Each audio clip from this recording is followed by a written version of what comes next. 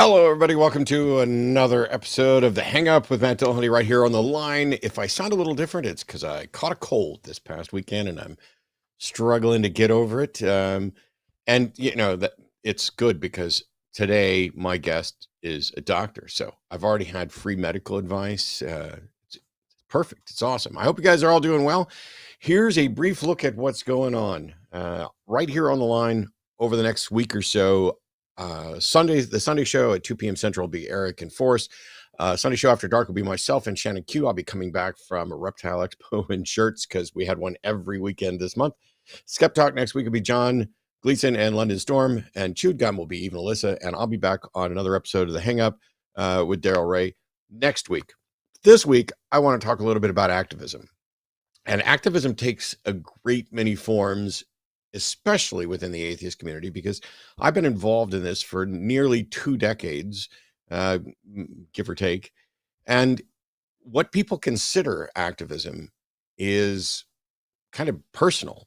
You know, are you doing activism if you're sharing memes or information on YouTube? Are you doing it, you keyboard warrior activism over on Twitter? But if you're engaging in conversations, if you're spreading information, trying to make people aware of what's going on and trying to get people involved so that we can work together to combat the encroachment of violations of church-state separation and stuff, then perhaps it all counts as activism. You see me a lot. You've seen me for ages. I'm here on the show. Whether or not what you think I do here is activism, that's entirely up to you. But there's a ton of people that you don't frequently see. The people who run the national organizations, the people working behind the scenes at those organizations, and the people in the grassroots position to go out and interact and keep an eye on what's going on in the state legislatures, keep an eye on what's going on in local communities, and to reach out and engage with the people who can get things done. I can't get anything done. I wish that I had some special powers to actually get stuff done and be like, oh, we have successfully ensconced church-state separation and convinced everybody, and we no longer have any battles, and we're not fighting for our rights anymore. It's awesome. All I had to do was get up and talk for a little while, like 20 years. I can't do that. But what I can do is direct people to better resources and make sure that we're trying to keep people informed of what's going on and how they can be involved in what's going on. And one of the key elements to that are the state directors, the local directors for organizations like American Atheist and others. And today I have brought in Wil Jeudy from the Texas State Director for American Atheist. Will's a physician from Houston, and I have been excited for ages to get him on so that he can explain to us. Wil, first of all, welcome. So glad to finally have you on.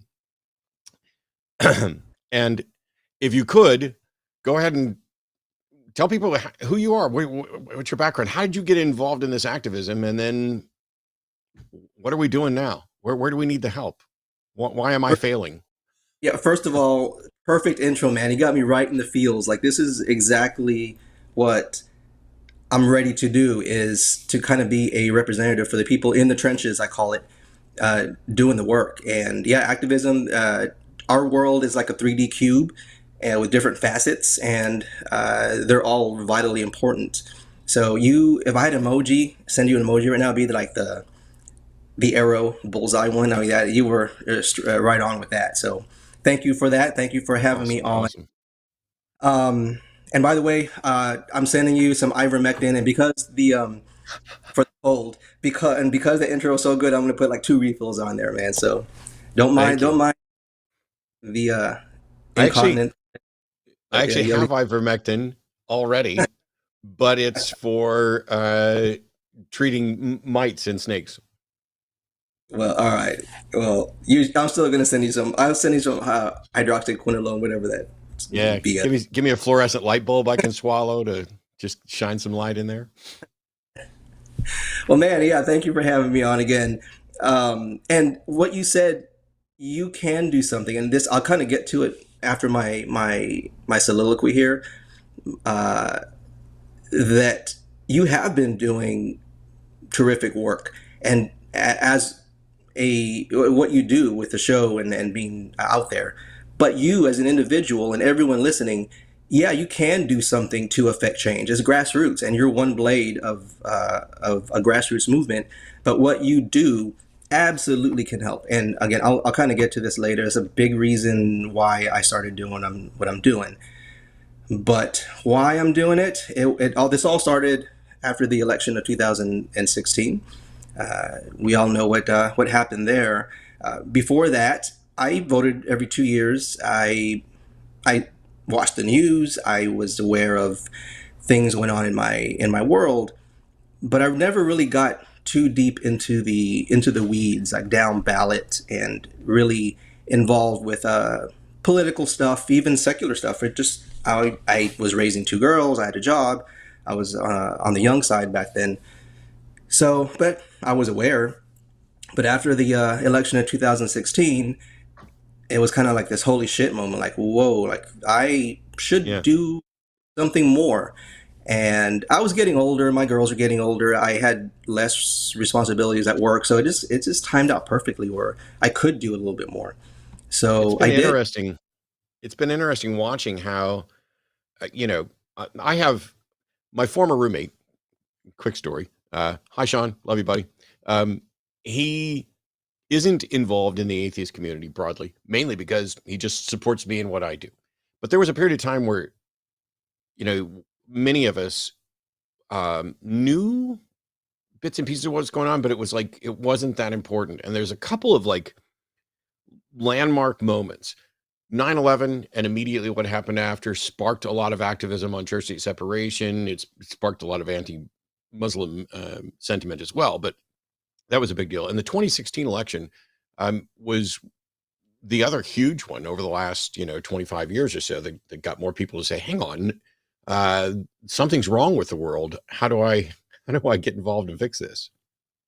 Exactly right. There are a ton of people like me that the 2016 election nudged them to do more, a lot, at least locally. The people I've met, it's a super common refrain that got them off the couch and wanting to do something. And it did me. So, yeah, I just started by Googling because I watched the news. So I figured, okay, federal, that's the place to look. So I looked up who my U.S. representative was. And apparently where I lived was in play. It was a Republican there that had been in the seat for 16 years, 18, 20 years, was wounded. The votes were less and less, and Democratic voting was coming up in my district. So it was in play. It could be turned. So I joined I could get out the vote. We're gonna turn this section, this district blue. I joined a group and started meeting people. And so I got more and more involved in the political realm. Learned about primaries, learned about door knocking, learned about the importance of becoming a voter registrar to register people to vote. Started learning the basics, and I was actually meeting people, and that was a big part of the success I had in the future. So that was 2017 that started. Coincidentally, I kind of stumbled into the secular world at that time. I wasn't looking for a secular community, but sure. I stumbled on Houston Oasis, which is wonderful, and had nothing to do with the political stuff, but I just met like-minded people, and I loved it. I instantly was part of a bubble, for lack of a better term, and I just kind of, as time went on, I did more and more in each community, and I'm sorry, each facet, the secular community and the political stuff. After a while, I figured I can't do both. I don't have the time and energy to really get involved in both like I want. So I mashed the two together, and I formed my group called Secular Houston, to do secular political activism, or political activism through a secular prism. So I jumped over a lot of stuff in that story, but that's how I got started. And along the way, I've learned a ton of things. It's only been 6 years. It's been a while. Yeah. I've accumulated a ton of hats. I was on the board of Houston Oasis. I became assistant state director, then state director for American Atheists, leadership of Houston Atheists, and then I formed my own group called Secular Houston to kind of do my own thing. And with Secular Houston, what we do is we advocate for separation of church and state, mainly through endorsing candidates. So everybody that's running here in the greater Houston area, we're nonpartisan officially. So everyone running, Democrats, Republicans, Independents, we try to figure out who's running. We send them a questionnaire, and the ones that return the questionnaire we have a little committee that decides, okay, who is going to be worth our endorsement. And then we have an endorsement list, and we tell everyone who will listen, hey, we did the work. These people align with our values, fucking get them elected. And I'm assuming everyone votes. That's kind of the basic you can do. What I need you to do is do the extra, the little extra that when everyone does it, that's where grassroots happens. Oh, what is that extra? I'm glad you asked. And so I have a whole list of the extra things that people can do from easy to hard. And there's a ton of things you can do, even from afar. You don't have a secular Austin per se over there, but even people listening in Portland or in Kansas City, in Maine, if you think, man, I really want to help secularism, local politics, you can send $3 to one of our candidates. You can look up a Center for Free Thought Equality, which is kind of what I do on a national level. They're more nationally, more national candidates, federal candidates, and state level candidates. You can send them some money, but that little $3, that's a little ding, and that actually helps way more than you know. So yeah, there are things you can do even from afar. And I get it. People have 2 jobs, they have kids, they just don't have the energy to get involved like this. That's where I come in. That's where Secular Houston comes in. We did the work for you. If you trust us and you want the world to look like we want it to look, then plug in and you can pick one of these things that you can do from afar, and you've done your extra little bit of energy. You're a blade of grass in this grassroots movement. And that's how we affect change. Now, for those who aren't aware, all the links to Secular Houston are down below in the description below the video here. In addition to your efforts with Secular Houston, you're also Texas State Director for American Atheists, and we get to. I haven't actually been to the last conventions. I've had to remote in, so we didn't get to hang out at all. But what's going on in Texas? What help do you need here in Texas on behalf of American Atheists or Secular Houston? Oh, everything's fine. Ted Cruz is an atheist, and he's aligned with our values. I hadn't realized that. What the hell, man? Texas is it's work. It's work here in Texas, and American Atheists has been terrific. They've taken upon themselves to get more involved at the state level. So they have little teams called the Secular Advocacy Teams, which is a group of us that get together and we figure out how to make noise at the state level. And so here it's Austin. We advocate for good bills, we push back on bad bills, and we give testimonies. So that's been terrific. We did it during session a year and a half ago. We're just learning what to do, but when session begins in February of next year, we'll be ready to do a little bit more. So I have a team of like 5 people that are terrific. So if you want help at the state level, again, support American Atheists, even just plugging in, and you can be on their mailing list, and they send out action alerts that are pretty good. That does help a little bit. But the thing I've learned is that action alerts are easy. And if something's easy, it doesn't have the oomph like that we need. So an action alert, you get an email, do a few clicks, and it sends an email out to all your reps, and you're done. So the rep gets some emails, and they may not read it, but it's easy. But it's a trade-off. Easy means it doesn't have the power. Now, What I would ask everyone to do is to look up who is your representative, who represents you. Everything from federal level down to city council, as many as you can write down. Look up who represents you at all levels, and have their emails ready. Like write the emails down, because you as a constituent emailing let's just say your state rep and saying, hey, I'm a non-believer. I don't like this 10 Commandments bill. I don't like this this chaplain bill, whatever your flavor is, or whatever is whatever you feel is going against your values as a non-believer, you write them a letter. They almost never get these an email. I say a letter. They never almost never get these emails. And a direct email is a little bit of work. You have to look up their email address and write it. Right. But it has more oomph. They actually will note it, even if your rep's an asshole. They still, or their staff will still put a mark on a con, like against this, or this is a non-believer, and now we have a presence in that rep's office. And that's how change starts. Yeah, you're right, Matt. You're not personally not going to change Texas by yourself. I'm not going to do it, but it's the group, it's time. And what I also would recommend people do, I'll say this again later, is to temper your expectations. This is going to take time.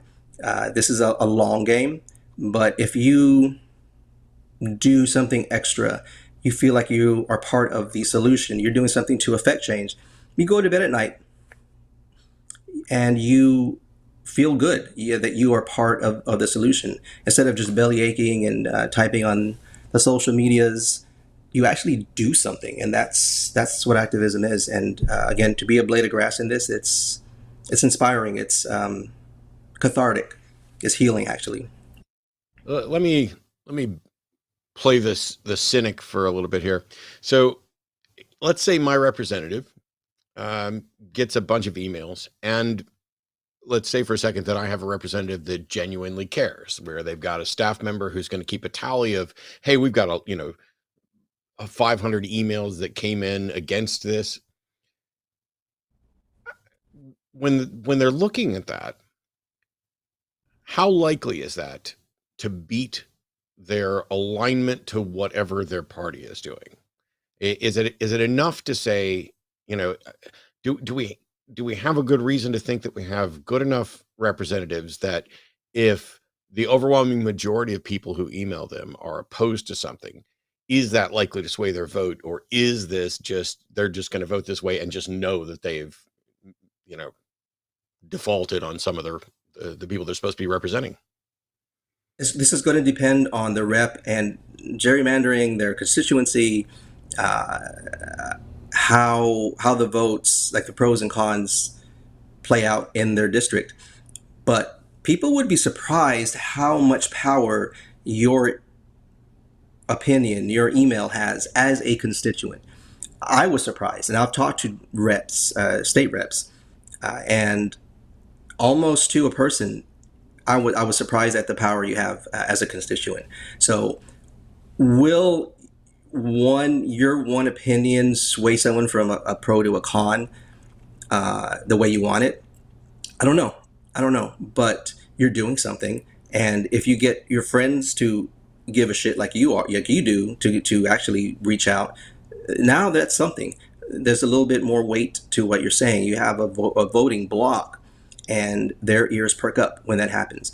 That's what I'm trying to do with Secular Houston, is get as big of a voting block as possible to make the endorsement from Secular Houston worth it.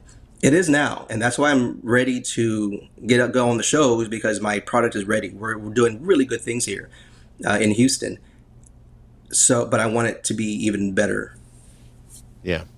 When I was with the atheist community of Austin, one of the things we did during a number of elections would send out voters guide questionnaires, basically to everyone who was running for election in Texas. We'd send out basically the secular values questionnaire and kind of rank them all. I'm wondering if there's a way to start working on some process of accountability, so that when a particular individual is running for re-election, not only do we have a record of how they voted, but we have some information about what percentage of people, or what group of people contacted them about those issues, so that if they continue to vote for bills, despite the fact that they're receiving tons of emails from their constituents saying, hey, we're opposed to this, it would give us the ammunition to say, this person isn't going in and being a dutiful, responsible representative of the people, of their constituents. They're just, going down party lines. And with the votes being public, the one thing that isn't public necessarily is, how many people contacted them about this issue. I wonder Right. if there's some way that we can push for accountability legislation where they would be forced to track, um, public feedback or public pro and con communications that they receive on particular bills. Is that, is that anything we could push for? It is. Have you been looking at my to-do list? Because that's on it, man. It's with the Secular Houston. I kind of wanted like another committee to track our endorsees when they get in. We make them accountable. We track their votes. We see how they're doing in the office that we help them get into. Therefore, there's accountability from us. That's not there yet, just because I need more help at the Sure. local level. There's a lot of work to do that, but there is some information as far as how they vote, their voting record. So it's not totally transparent. I'm sure there's things that we're never going to be privy to. Right. Kind of get it, but for the most part, you get a good idea of their voting record, and so accountability is there. It just takes a lot of work. Well, I appreciate that. We take calls on this show and all the other shows, and one of the things is that, this being the line, it's primarily calling stuff. I always have theistic calls get priority, and I'm looking at the call list right now, and we don't currently have theistic calls, so I'm not going to go rushing to calls. But for those who aren't familiar, we've kind of covered how you started to get more involved with the activism and everything else. What's your background with respect to religion, and how did it come to the forefront? Because when you started into activism, you weren't looking for anything particularly secular. It wasn't an issue.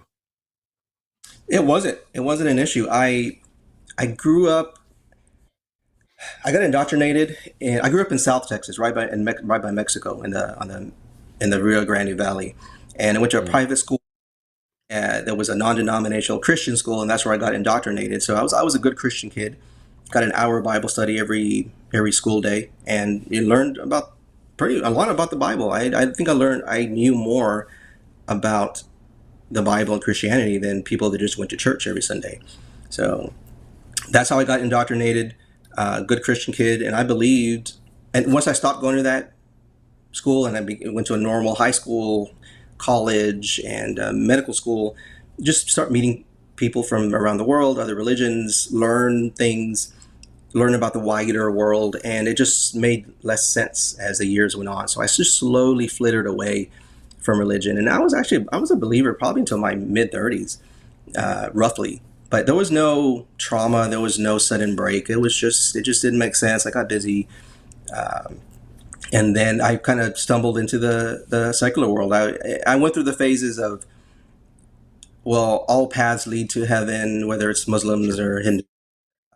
Then pantheism, everything's God or spirituality, and then just just nothing, agnostic. I would say I just really didn't think about it, and then I met people in Houston Oasis, and quickly said, I'm an atheist.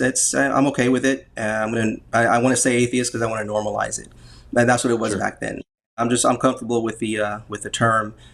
Your definition is exactly the same as mine. That I just don't have evidence to convince me that there's something higher. I'm open to it, but I've heard how these calls go, so no evidence has come forth yet. Yeah, we'll So see if we get any really good theistic yeah, defenders tonight. I like the fact that you mentioned Houston Oasis a couple times. When I first got involved in the secular community, um, there really wasn't anything like that. The closest that you could get was like a Unitarian Universalist church, where maybe it was. I have my issues with UU churches. I generally really like them, and the people, and they're always generally open and accepting. But what I find a little problematic, and this, some people are going to take this the wrong way, they're a little too open and accepting, in that it almost doesn't matter what you believe. And I think it does and should matter what you believe. And so while I'm happy that there are really good people who have some sort of spiritual woo-woo beliefs, I don't need to go after them. I don't go knocking door to door. I don't go to the UU church and stand there and say, some of you aren't atheists, and that I wouldn't do that. But watching um, the broader secular community grow, and organizations like Recovering from Religion startup, and others, it became obvious that the one aspect that we were really missing was church. And I don't say that in the sense of a Protestant Christian church concept. I say it in a broader concept. I realize that church and temple and mosque and these places and the different, religious structures exist, mass for the Catholics, etc. What I mean is there are community elements. And if I packed up and moved to another town, there are churches there. There's churches of every denomination in almost every town, and there's a ready landing place for you to have a community that you can interact with. Yes, there is always going to be the problem of I'm going to be surrounded by like-minded individuals, which means I'm not necessarily going to be challenged. But when you have a minority position, with, hey, I don't believe in a God, having a community that is supportive of that is essential. And so organizations like Sunday Assembly and Oasis started creeping up around the country and eventually around the world. I remember when Austin Oasis started and when Houston Oasis started. I actually went down and spoke at Houston Oasis probably,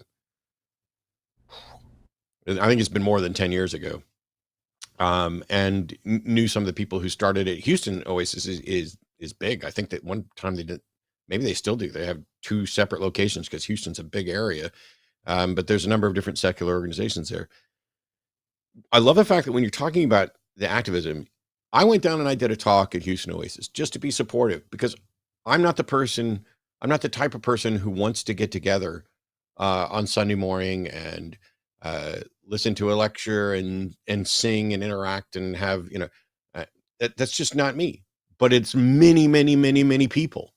And those people are left with nowhere to go except, to a UU church until something like Oasis starts up. Until, there's Kansas City Oasis, Sunday Assembly, there's all these things. I don't think people realize just if it's for you, if that sort of community exercise is for you, participating in it, even when you don't feel like it, even when it doesn't seem like it's that important, even when it doesn't seem like there's that much going on, you don't know when somebody like Wil, who wasn't necessarily looking for a secular community, is going to show up, find that community, and then become a connection between two separate but on the same page activism portals and passing information back and forth. I've said many times, when you're looking to see what you can do for the broader secular community, there's a billion podcasts, but if you want to go make a podcast, go do it. It's fine. If you think you can do a podcast better, if you think you can take calls and interact better than myself or anybody here, cool, awesome. But for the people who think they can't do anything, showing up is something that most people can do and is a huge, huge component. Because if you're at your local group and there's the same 3 people every week, well, what's the point in getting together?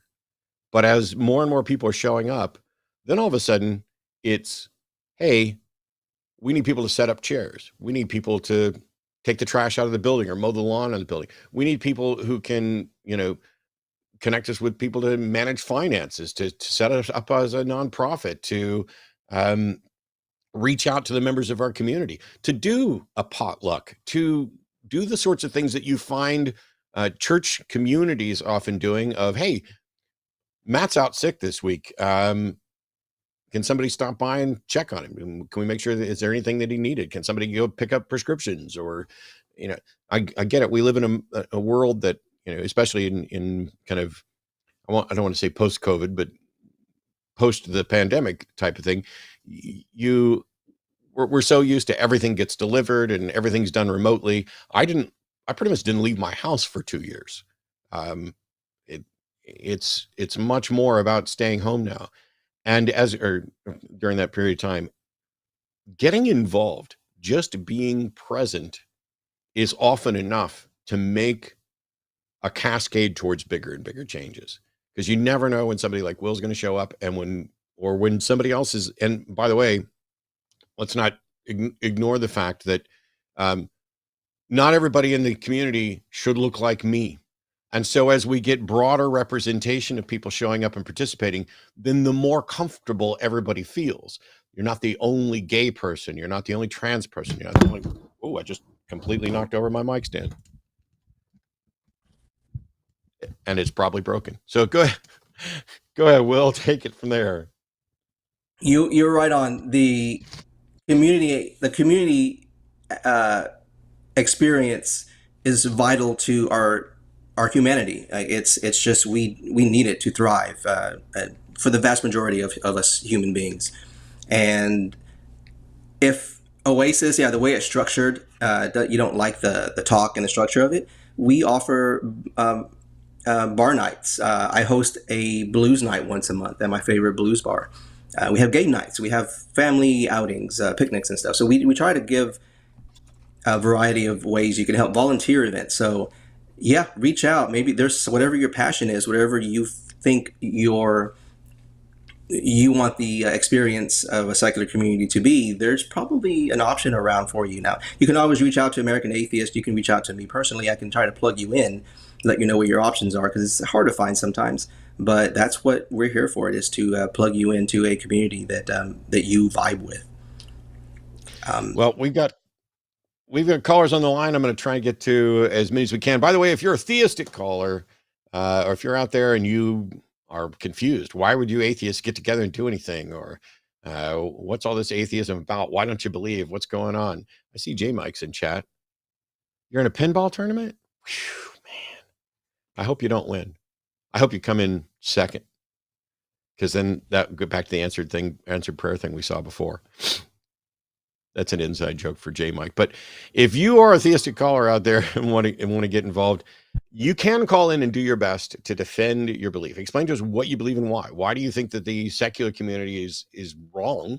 Why do you think that your views about a God are important? And more importantly, even if we don't agree, maybe you can defend why it's okay to impose via legislation your religious beliefs onto others. What's the justification for that? Why should the rest of us be compelled to adhere to beliefs that we don't accept?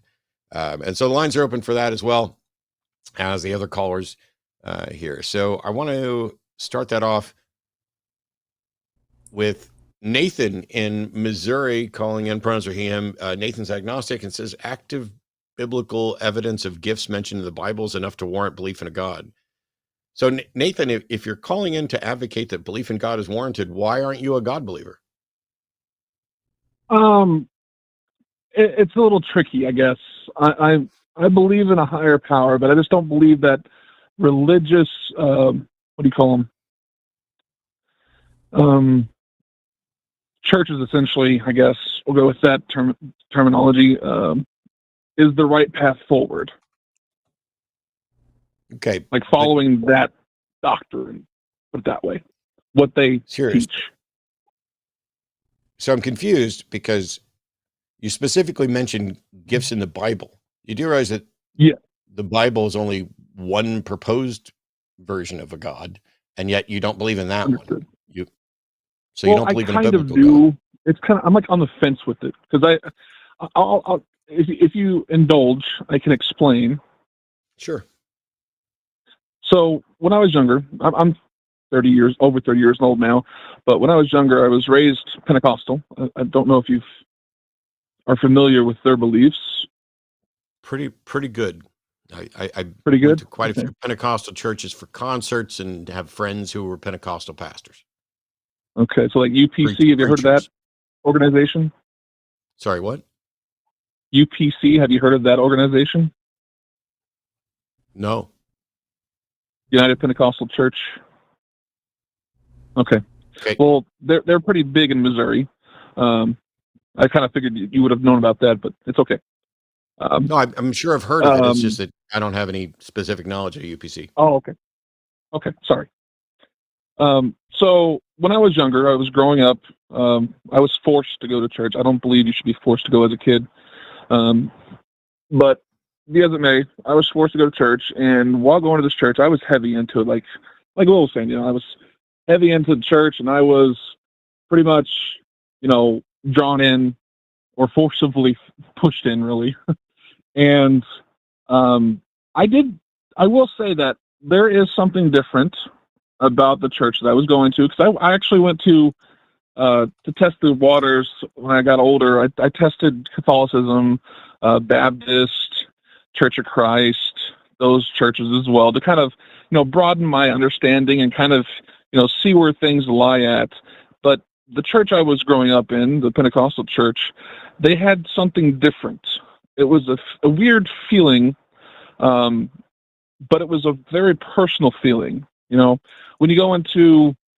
I went into this church and, we were all gathered and we're all kind of, the emotional complexity of it all was overwhelming at times. It felt like, in terms to be more, simpler, spirit of things, I guess.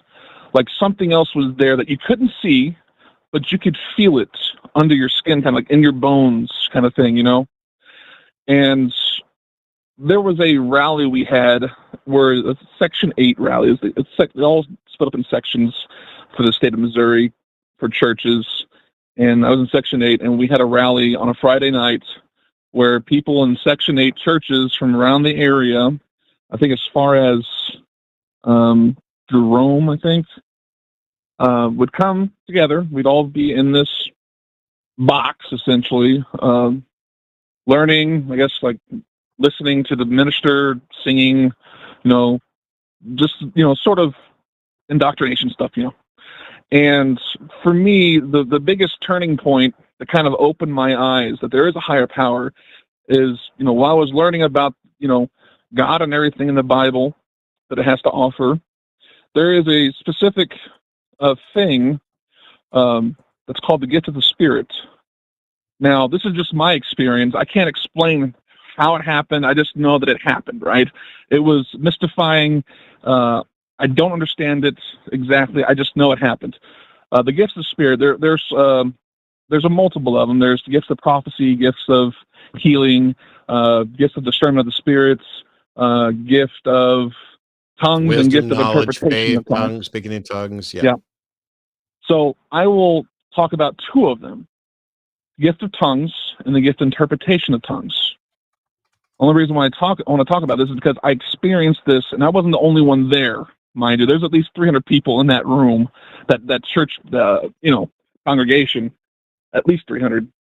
But during this service, towards the end, the pastor said his thing, and we're all, everybody's worshiping how they do their thing, and I'm sitting in the very back, and all of a sudden, it just went quiet. Like you could hear a pin drop quiet. You can't make this up. It's not even choreographed. Like if it was choreographed, it'd be the best choreography I've ever seen. You can make it up. You can make anything up. Well, yeah, but I'm not making this up. This is my personal experience. Well, I'm just saying you're the one engaged in hyperbole here. So yeah. It's a weird. I know it's hard to prove this unless you were there, kind of thing.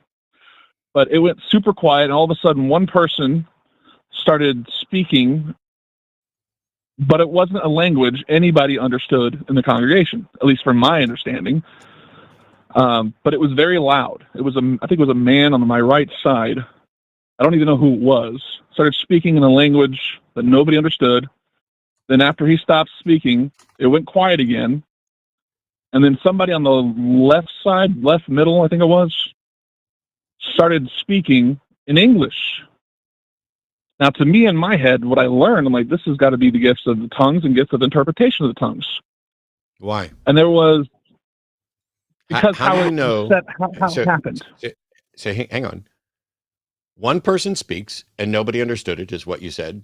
And then somebody starts speaking in English, and you took that to be a translation of what that other person said. How do you know it was accurate? How do I know it was accurate? That's the thing. I don't know it was accurate personally because I didn't do it. But correct. You don't know it's accurate. So you don't know that there was you don't know that there was an interpretation of actually going on.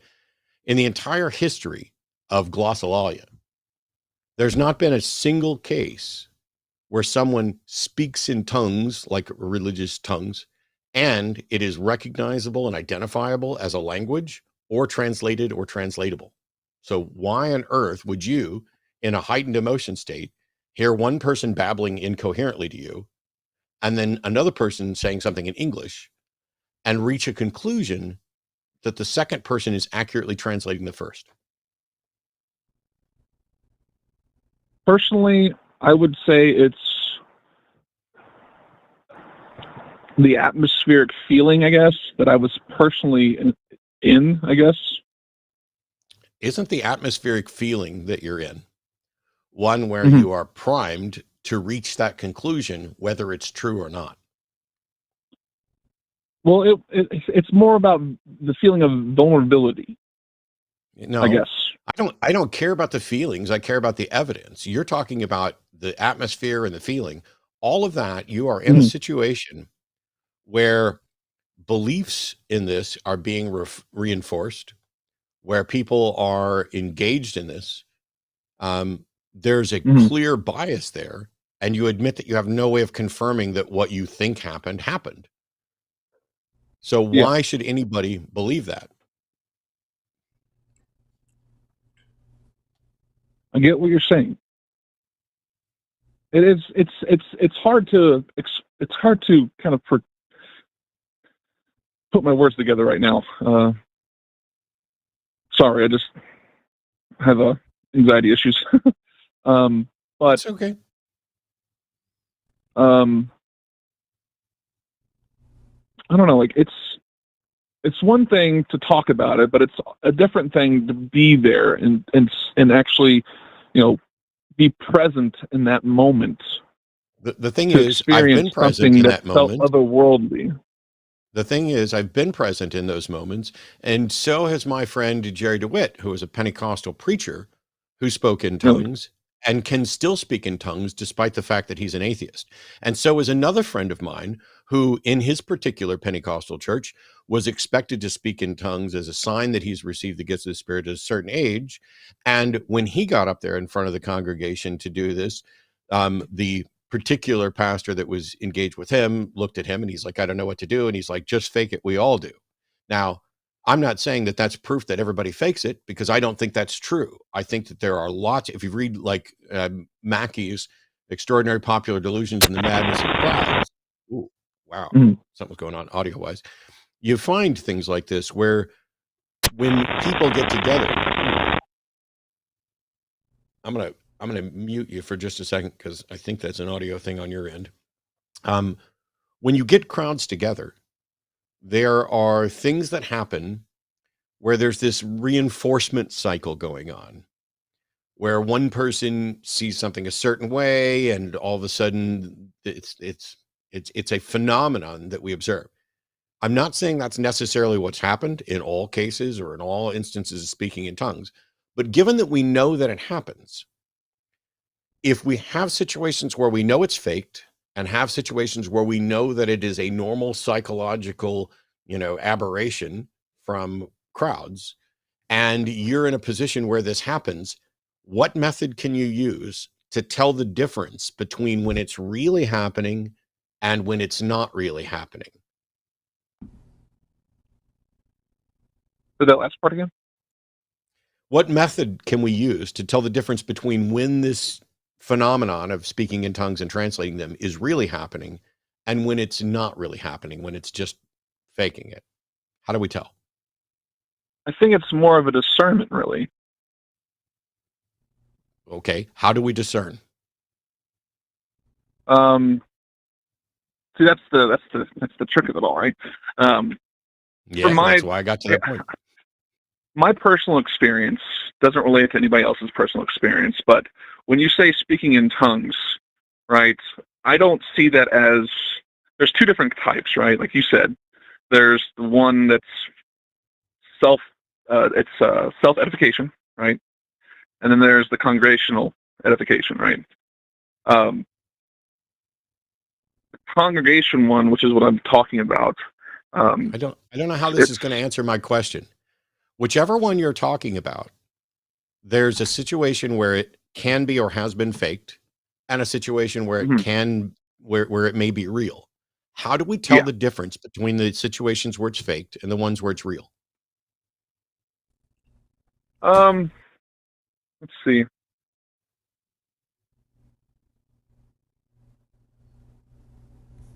Personally, like I guess like those televangelists, right? There's one specific one. He's got a weird No, look in his Nathan, face all the time. I'm looking, But I he's. don't need personally, and I I'm don't just need you trying to to go to televangelists. experience. No, I'm asking, Okay. how do we tell the difference between when it's real and when it's How do you not tell the real? difference? It's more of a feeling. Like that's the only way I can Okay. really explain it. It's a feeling. What then what you're basically admitting is that it's not possible to tell the difference. You're just going to go with your gut. Scientifically, no. I don't care scientifically or otherwise. What makes your gut reliable? It doesn't make it reliable to anybody, except So for why should what you why should feel and so why believe. should anybody believe it? And if there was in fact a God, why wouldn't God give you a method to tell the difference between when something is fake and when it's real? Why is God expecting you to go off your gut?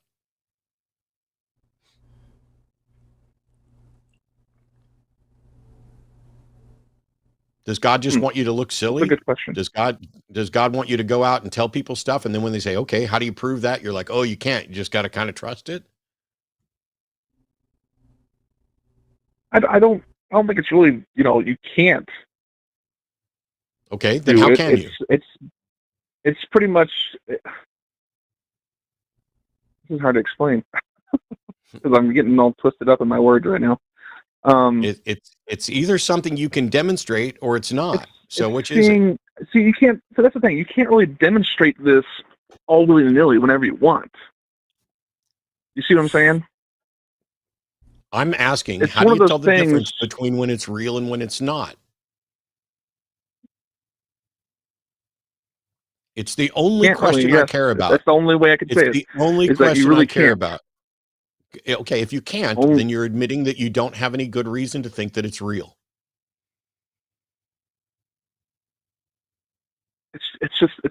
I don't know.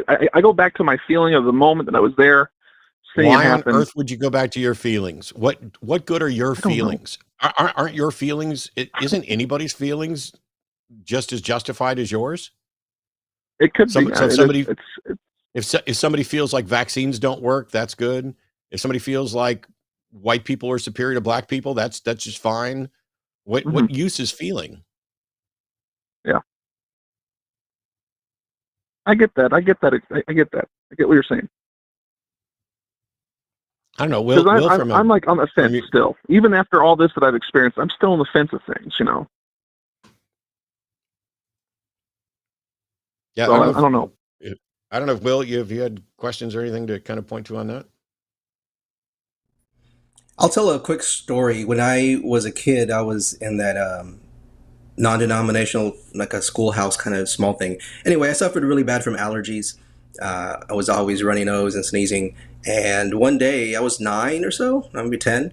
The teacher took me up in front of the class, small class, maybe 15 kids. But she had me stand up, put her hand on my forehead, and was just praying for me. And was just a really strong prayer. I was a believer at that time, but I also believed in science and stuff. I wasn't into the woo stuff. Damn it, if I didn't feel like this warmth, I felt God. I started crying. I had no control. It was weird. And to this day, it's the damnedest thing. I can't explain it. I still remember. Remember how I felt. I still remember the feeling. And it's the damnedest thing. But my allergies didn't get better. But I remember that feeling.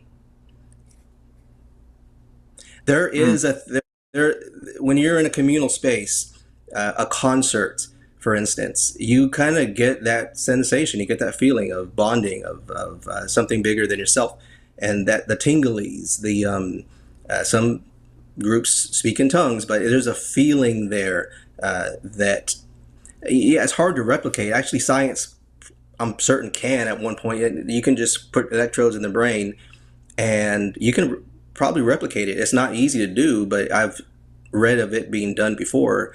I've read of electrodes being put in the brain in a certain spot, and zap, and then the person absolutely thinks there's someone behind them and to their left.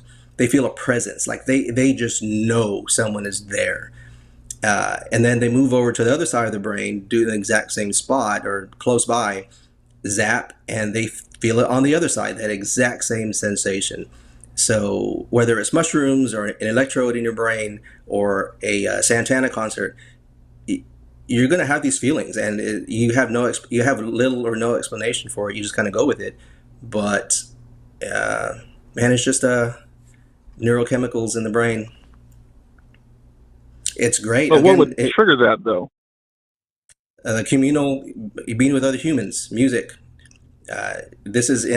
We've done this for tens of thousands of years, and this is kind of who we are.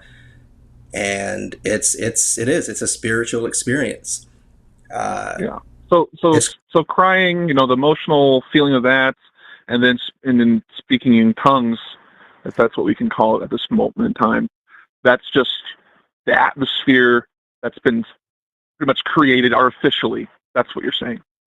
You feel it in the presence, and you're having a shared experience. And some people flop around and do that dancing stuff, but it's all a shared experience. It's I would say that stuff is learned, and you go with it. It's, again, you're bonding with your fellow humans, and that is at the one of the cores of what it means to be a human, is community. So you have a feeling of community. I see. Okay. That's I just wanted to kind of pick your brains on that situation anyway, so it kind of gives me a little more clarification. There's lots of things, you talked about the gifts mentioned in the Bible, and you wanted to specifically talk about tongues and things like that. I've been to those services and, engaged in that sort. I didn't personally speak in tongues, but I had friends that did. The big thing is that those sort of communal exercises exist because of who we are and how we interact, and they are not on their own a good barometer of truth. The sorts of things that happen there are relying on your propensity to just trust your feelings, to be like, wow, everybody around me is feeling this and it feels good and it's joyful, and this is the explanation they're giving. When I was a Christian and stood in church and I felt euphoria and elation, and like if the hairs on my arms stood up or any of those things, I didn't have any knowledge of what it was that I was experiencing. But if the people around me all said, you're experiencing the Holy Spirit, then that's the only explanation that was available to me at the time. And of course I went with it like the rest of them, because I'm not going to challenge mom and dad and the preacher and everybody in this church and all that. It is reinforced that way. And then when you start looking into the broader psychological aspects of this, you find, oh, wait a minute. The same sorts of experiences that I had in church from praise songs could happen from secular music, from sex, from drugs, from art, from all of these sorts of things, including secular art and things that the church would look down on, and yet could feel good and glorious. When you dig into the psychology of how the brain works, it's at least plausible, if not most likely, that religions are exploiting aspects of our psychology for communal benefit. There's still good in there and everything else. And so one of the questions, in addition to how do you tell the difference between when this experience is real, or when your understanding or your explanation for this experience is correct versus you're just wrong. The other thing is, if in fact this is true and there is a God, why is God engaging with a variety of different people with different religions, different beliefs, different doctrines in similar ways, and giving people the same sorts of, not identical, but same, not, qualitatively similar experiences from secular things? Why is it that Mhm. looking at art or flowers or listening to, a secular song is in the same category as the sort of experience you might have listening to those things? Why can't God provide, if God's going to provide good enough evidence to believe, why is it that when we investigate the supposed good enough evidence, it turns out to be in the same bucket as other psychological experiences and other euphoric experiences?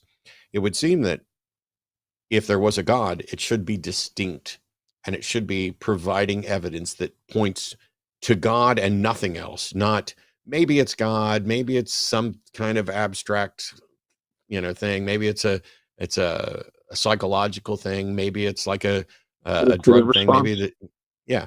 You don't until if you don't have any way to tell the difference between I'm experiencing the Holy Spirit and I'm high, um, in some way that I just can't describe, then it seems to me that God has That's a failed to euphoric feeling. provide.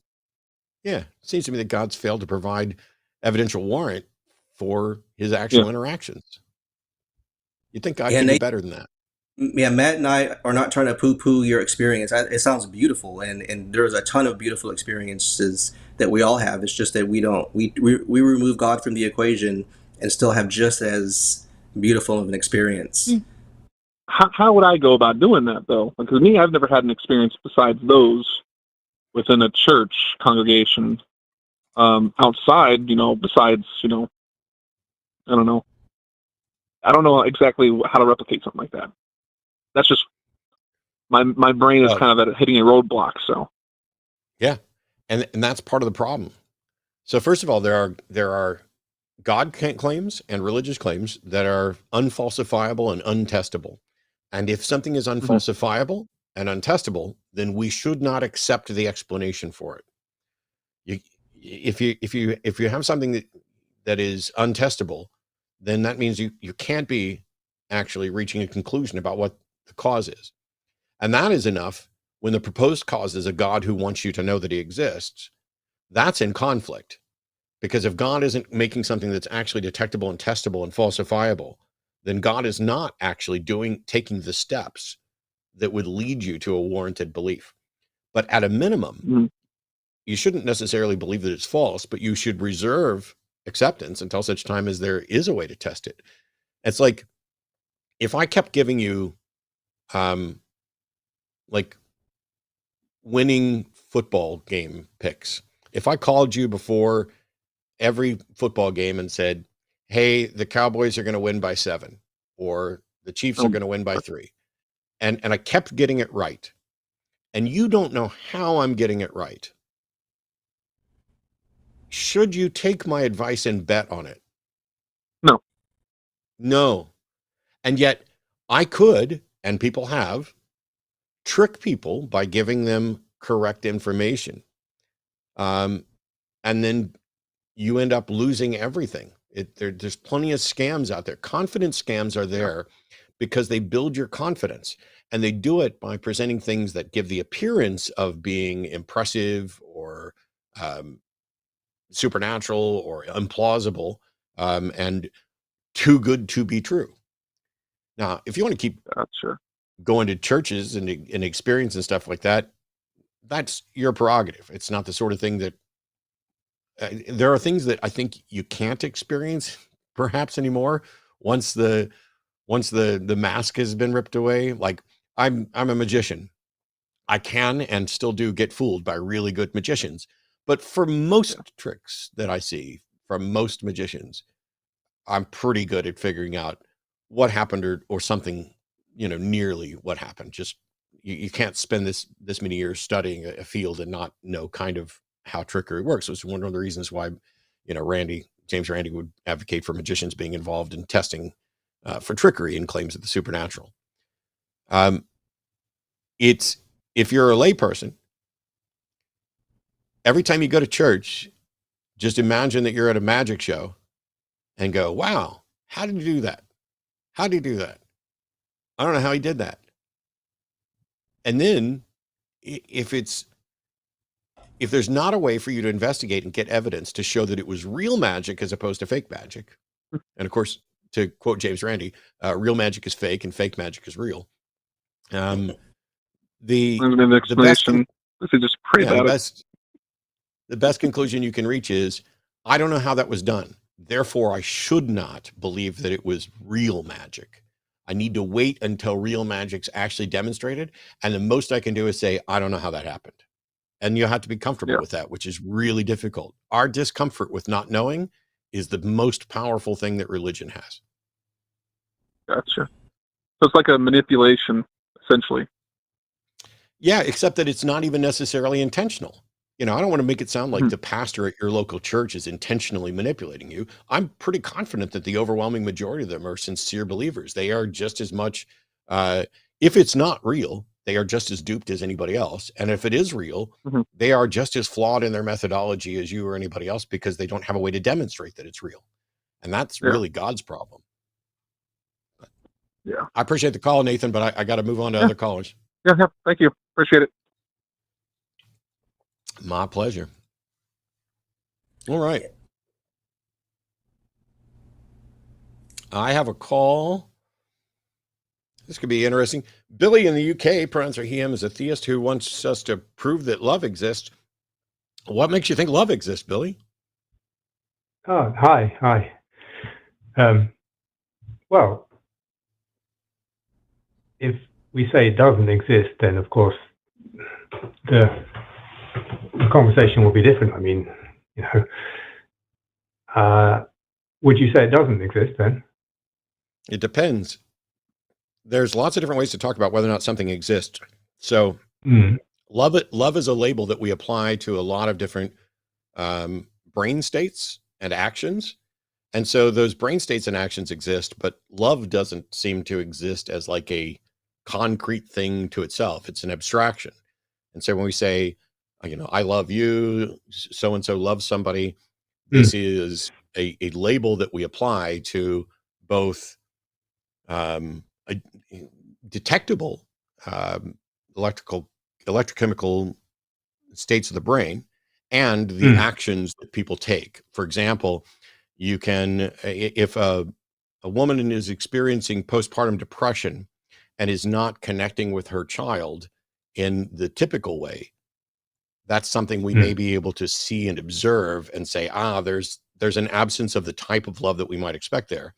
But then even under like emotions, hunger, you're like, oh, prove love exists. Well, prove hunger exists. I can experience it, but can I prove whether or not you're hungry? And it may be the case that under a functional MRI, we can scan and determine what feelings and what emotions you're having. We can't read your mind yet, and we don't have that kind of technology. But with an fMRI, we can detect if 90% of people claim that they're experiencing love or hunger or whatever else, and this is the part of the brain that is lighting up when they're saying that, then under an fMRI, we can tell to some extent whether or not they're experiencing that. And that should be enough to satisfy. If you think love exists as a brain state, that would be a demonstration that love exists. Yeah, as you say, or other things, or just suffering, but then I think it's unlikely that you're going to be able to get a scan to always identify all the kinds of love, because there's long-term love in a marriage or something like that, which is still a real thing, but not going to show in your brain state, is it? It's How do you know? Why wouldn't it? No, I mean, you could maybe, but it'd be very, very advanced. I'm not sure we could. It's a speculative thing as to whether you could ever. Do you have any expertise with fMRI detection of emotions?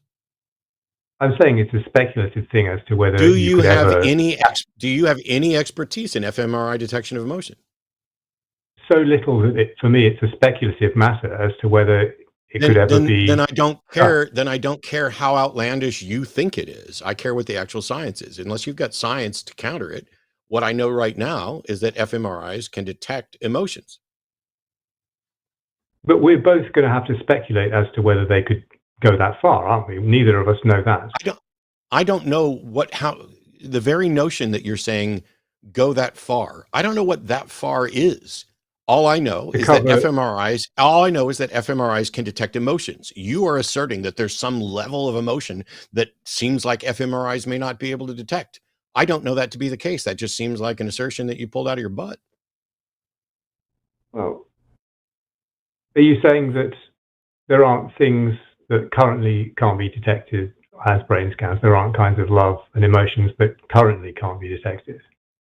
No, I'm not saying that at all. Okay, so there are things, types of No, love that's not or what that emotions. means. I'm sorry, Billy, but that's fallacious. The fact that I'm not claiming that there aren't things that can be detected doesn't mean that there are things that can't be detected. That's a fallacy.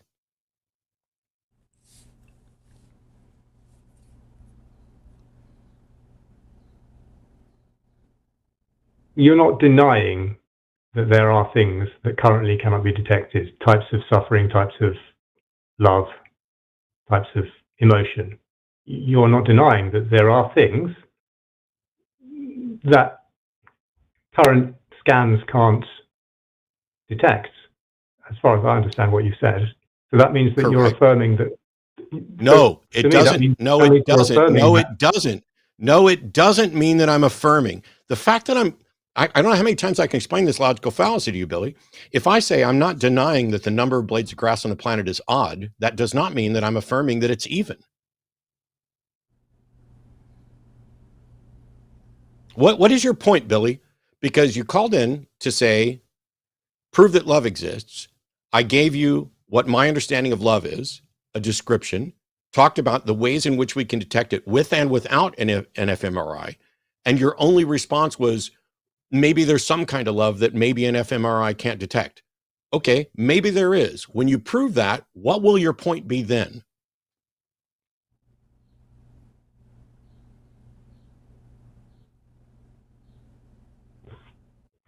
Did I knock you off script? Sorry? Script? I guess I must have knocked you off script, because this is the same Why? script that you tried to do on the other day with Eve, and you didn't get anywhere then. What is the point that you're trying to get to? The point I'm trying to get to is that there are things which we, well, you know, as far as I'm concerned, you know, you may not say they do exist. So I don't know what your view is. So I can't assume what your view is. But from my perspective, in reality, there are things which I at least feel are real aspects of reality, but which it's not so easy, not so obvious, or even possible to present evidence and a proof for, but which I'm very sure are real. You know, we put a lot of weight on the love between. Is your certitude that these things exist? Is it relevant? Is it sufficient for anybody to conclude that they do exist? Because what you just said, there are things that you feel are real, but which it's not so easy or obvious to present proof for. Okay. Yeah. The time to believe them is when a proof has been presented, right? So what you're basically saying is you believe things without sufficient evidence because you feel that they're real, and it's frustrating that you can't prove it. That's not my problem. I'm not the one running around believing things that feel real to me that I can't prove. Well, I'm not commenting on you personally because I'm interested to know your perspective. But I mean, I'm not frustrated about it. It just seems to be that that's the way those things work. That, like what? Give me an example. Well, like love, you know, with love, between people, two people, for example, you know, you don't love another person only once you've kind of gained sufficient evidence that they're worthy of love or something like that. There's a point where you have to trust. You have to sort of trust beyond the amount of evidence you have. That's how love works. And then that's not how love works. Love isn't based on evidence or trust or anything else. Love is an emotive experience. You can love people whether they're deserving, whether they're real. Mm. You can love, you can love people where they love you back. That's stalker type of love. You can be in healthy love. You can be in unhealthy love and obsession. Love is a complex label for a lot of different things, but none of it. It's like saying, just replace love with hunger. Hunger is something that I experience. I may feel hunger even if, and Will may know about this better than I do, but like I could have eaten a huge meal and have literally no room in my belly and still have something that makes me feel hungry. And so does that mean I'm hungry? Does that mean maybe I didn't get the nutrients that I wanted? But none of it has anything to do with a rational evaluation of whether or not there's food in the vicinity. Or I would say hunger isn't quite the same as love. Why not? It doesn't have this aspect of needing to trust in order to experience, which you may deny. I don't see that it has. I don't see that love has that either. Well, I mean, that is where we may disagree, but this is okay. Then make the case. Then make the case instead of just asserting it. Make the case. Make the case for this being an aspect of love. Well, that's the thing. I mean, if someone were to deny that they believe love is real, like this kind, or whatever, they said people are just pretending to say these things. It is very difficult to show that there's anything real, isn't it? Can you show whether or not I'm hungry? Can you show whether or not I'm hungry? That's also difficult, unless there was a reliable way to scan. I'm not the one trying to draw a difference. I'm not the one trying to draw a difference here. I'm trying to get to whatever your point is, because this isn't the love show. This isn't the emotion show. This isn't the psychological electrochemical state show. Are you going to get to the God part of your script at some point? I'm not sure why you call it a script. Because evidently, Billy, you've been calling around to several shows this week, running the exact same talking points, and that sounds like a script. So I'm waiting for you to get to the point so that we stop wasting our time having an exercise on your confusion about emotions. Well, it's okay to have conversations about the same topic a few times, isn't it? No, Billy, I've been having conversations for decades about this, and my primary focus is on the God stuff. Are you going to get to that, or are we going to let you go? Right. So, this is about God, of course, because you, I assume, would say, for God to exist, it requires us to be able to present evidence and, maybe even a proof. No. Would you? No. Okay. No. You just said, stop, Billy, stop. You just said that I would hold that for God to exist, you'd need to present proof. No. Well, I'm not saying that. I'm Billy, you literally just said that. I'm quoting you word for fucking word. Stop talking. I'm not assuming what you'd say. I'm asking you what you say. Stop talking, Billy. You did not ask. You asserted. I'm correcting you. You said that you would assume. Billy, you interrupt me one more fucking time while I'm trying to explain this, and I will drop you like a hot rock, and you won't be able to call any show on this network. Will you shut the fuck up for a second?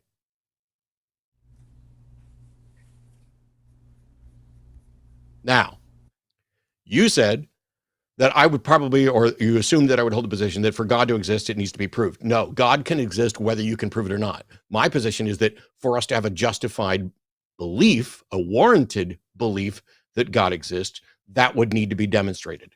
That's my position. And so if in fact you are convinced that you have a warranted belief in God, you are free to demonstrate it. Proceed. If I asserted God existed, then how could I assert God existed without believing God existed? I mean, I wouldn't know God existed. For me to know God exists in some sense and to assert it, I mean, I don't want to fuss over words, but if I assert God exists, would you then say I'm required to provide evidence or maybe even proof? If you expect anybody to agree with you, yes. So the relevance of this question, this topic I want to talk about, is that there do seem to be other things in life that we assert are real, like love and other feelings, emotions, suffering. We don't require each other to provide evidence and proof for those because we know that it's difficult to do that, and we accept that. No, that's not the reason. Real parts of life. That's not the reason. Okay. I don't require you to present evidence that love exists because I already have evidence that love exists. I'm already in agreement that to whatever extent we can say these emotions that we label love exist, I am already assenting that, yes, this is within my realm of experience as well. God is not. Neither is Bigfoot or the Loch Ness Monster or pixies that create universes. And so if somebody, and neither is the ability to telekinetically move things or telepathically read minds. And so if somebody wants to claim that one of those things are real, they have adopted a burden of proof. Yeah, so with love, we share enough experience for that not to be required between us. But if somebody denied love was real, wouldn't we struggle to... They might just ask us to prove it. It wouldn't be so easy for us to provide them with evidence. It wouldn't, have to say, no, in fact, it wouldn't be that difficult. It'd be no more difficult than it would be no more difficult than demonstrating that colors exist to someone who is colorblind. We can do that. And as I already mentioned, we can use fMRIs to measure emotions and identify them. So it would be no more difficult to do that. Can you demonstrate God to me in the same way that we could demonstrate color to a colorblind person or emotions using fMRIs?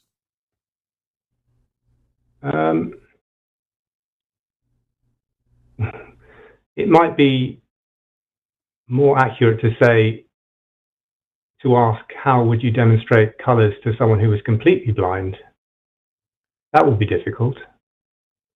No, it wouldn't. Okay, how would you do that? Are you a Helen Keller denier? Sorry, I'm not sure what you mean. Do you know who Helen Keller is? I don't know anyone called Helen Keller. Okay. Do you think that, like, if we polled 1,000 blind people, how many of them would agree that colors exist? They would know that people use the terminology, but they would say, yes, I don't really understand what that is. I just know people talk about it. That's fine. That's not the point. The point is, would they have a warranted evidence-based belief that other people in fact experience color? It would depend on the person. I mean, no. Someone who had never... Can someone who's never experienced color have an evidence-based warranted belief that other people can experience color? Not sure. I think they can probably have evidence that people talk about it and claim to have done, but no, they wouldn't really know what it meant. I'm sorry, but they can in fact have an evidence-based warranted belief, because you can set up a proper double-blind study to demonstrate that people can consistently tell the difference between red, blue, green, yellow, orange. Red, blue, green, yellow, orange. Red, blue. You can have 5 billion people. Well, actually not that, but you could have 5,000 people who can tell color, all get it exactly right, and demonstrate that they all got it exactly right to those people who can't experience color, and you would have an overwhelming evidence-based warranted demonstration that these people, this is how they know they're colorblind, is because other people can tell the difference between those things. We can demonstrate this because there are shades of blue that I can't tell the difference between that other people can, and this has been demonstrated over and over again. It is not difficult at all for someone who does not experience color to be warranted in believing that other people do experience color. Do that with God, and then you've got an argument. I think you've moved back to the person who's colorblind that can see colors, or can see at least. But if a person was completely blind, I haven't. No, people who are completely blind are still able to think with their fucking brain and evaluate a double-blind study. Stop pretending that people who can't see are stupid. I would never say that. I know you wouldn't say it, but you... Okay, so who's stupid? You or the blind person who believes that there's color? Well, what I mean is, if you were blind, how would you know? You would know that some experiments were being done where some inputs, which were called colors, which were the things which people keep referring to, were going in. You wouldn't really be able to verify what it was that was going in, and it would just sound like lots of consistent results, but you'd have no way to. Do you think that blind people? Do you think that blind people don't know that there are people who can see? But you don't. But you, I know blind people do believe color exists, but I didn't ask that. I'm asking, if someone is blind and blind from birth, can they have an evidence-based, warranted belief that I'm not blind? They know that people talk about sight, but I don't. That's not what I asked, Billy. That's not what I asked.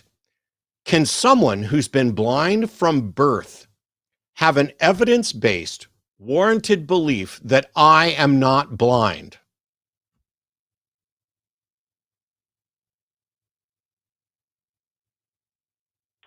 All they know, as far as I'm concerned, Billy, is that... Billy, can a person who's been blind from birth have an evidence-based, warranted belief that I am not blind? Yes or no?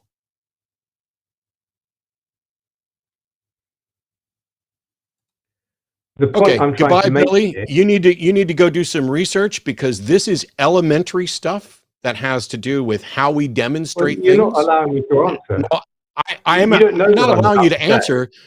Billy, why are you lying? I paused and waited for you to answer. I asked you the question 3 or 4 times. You've avoided the question. I even put it to you and said yes or no. You did avoid the question. I even put it to you and said, I'm attempting to answer it. Okay, goodbye, Billy. You're no longer welcome to call into my show. You need to go off and do some research, because this is not a difficult question in how we demonstrate that someone who does not have an ability can know that other people do. It's the same way that if someone were actually able to communicate telepathically, we can establish tests to try to detect this using Zener cards and remote viewing things. We can set up a double-blind test. I can't read someone's mind, but it can be demonstrated to me if someone actually can. And to someone who's blind, it can be demonstrated with warranted evidence that somebody else is not blind. This is basic science methodology. Double-blind tests, establish a baseline, run your tests, check to see if the criteria is established. You seem to think that if somebody can't see to read the results, that they don't have access to the results. That's not true. They can hear the results. They can read with Braille. The data can be published in many different ways. The problem here is that Billy's mind is saying, if I acknowledge that a blind person can have an evidential warranted belief that other people aren't blind, what does that say about my God belief? Because don't believe in a God. But if you claim that you are having a relationship with God, you might still be able to demonstrate that that relationship is real. In which case, even though I don't have a relationship with that God, I can have a warranted belief that you have a relationship with that God. But Billy knows that he can't do that. And so Billy's entire line of thought in his script is, you can't prove love. Yeah, actually we can. No. But if you can prove love, no, my whole shtick was you can't really prove love. You can't really define love. It's so, and God's kind of like love. No.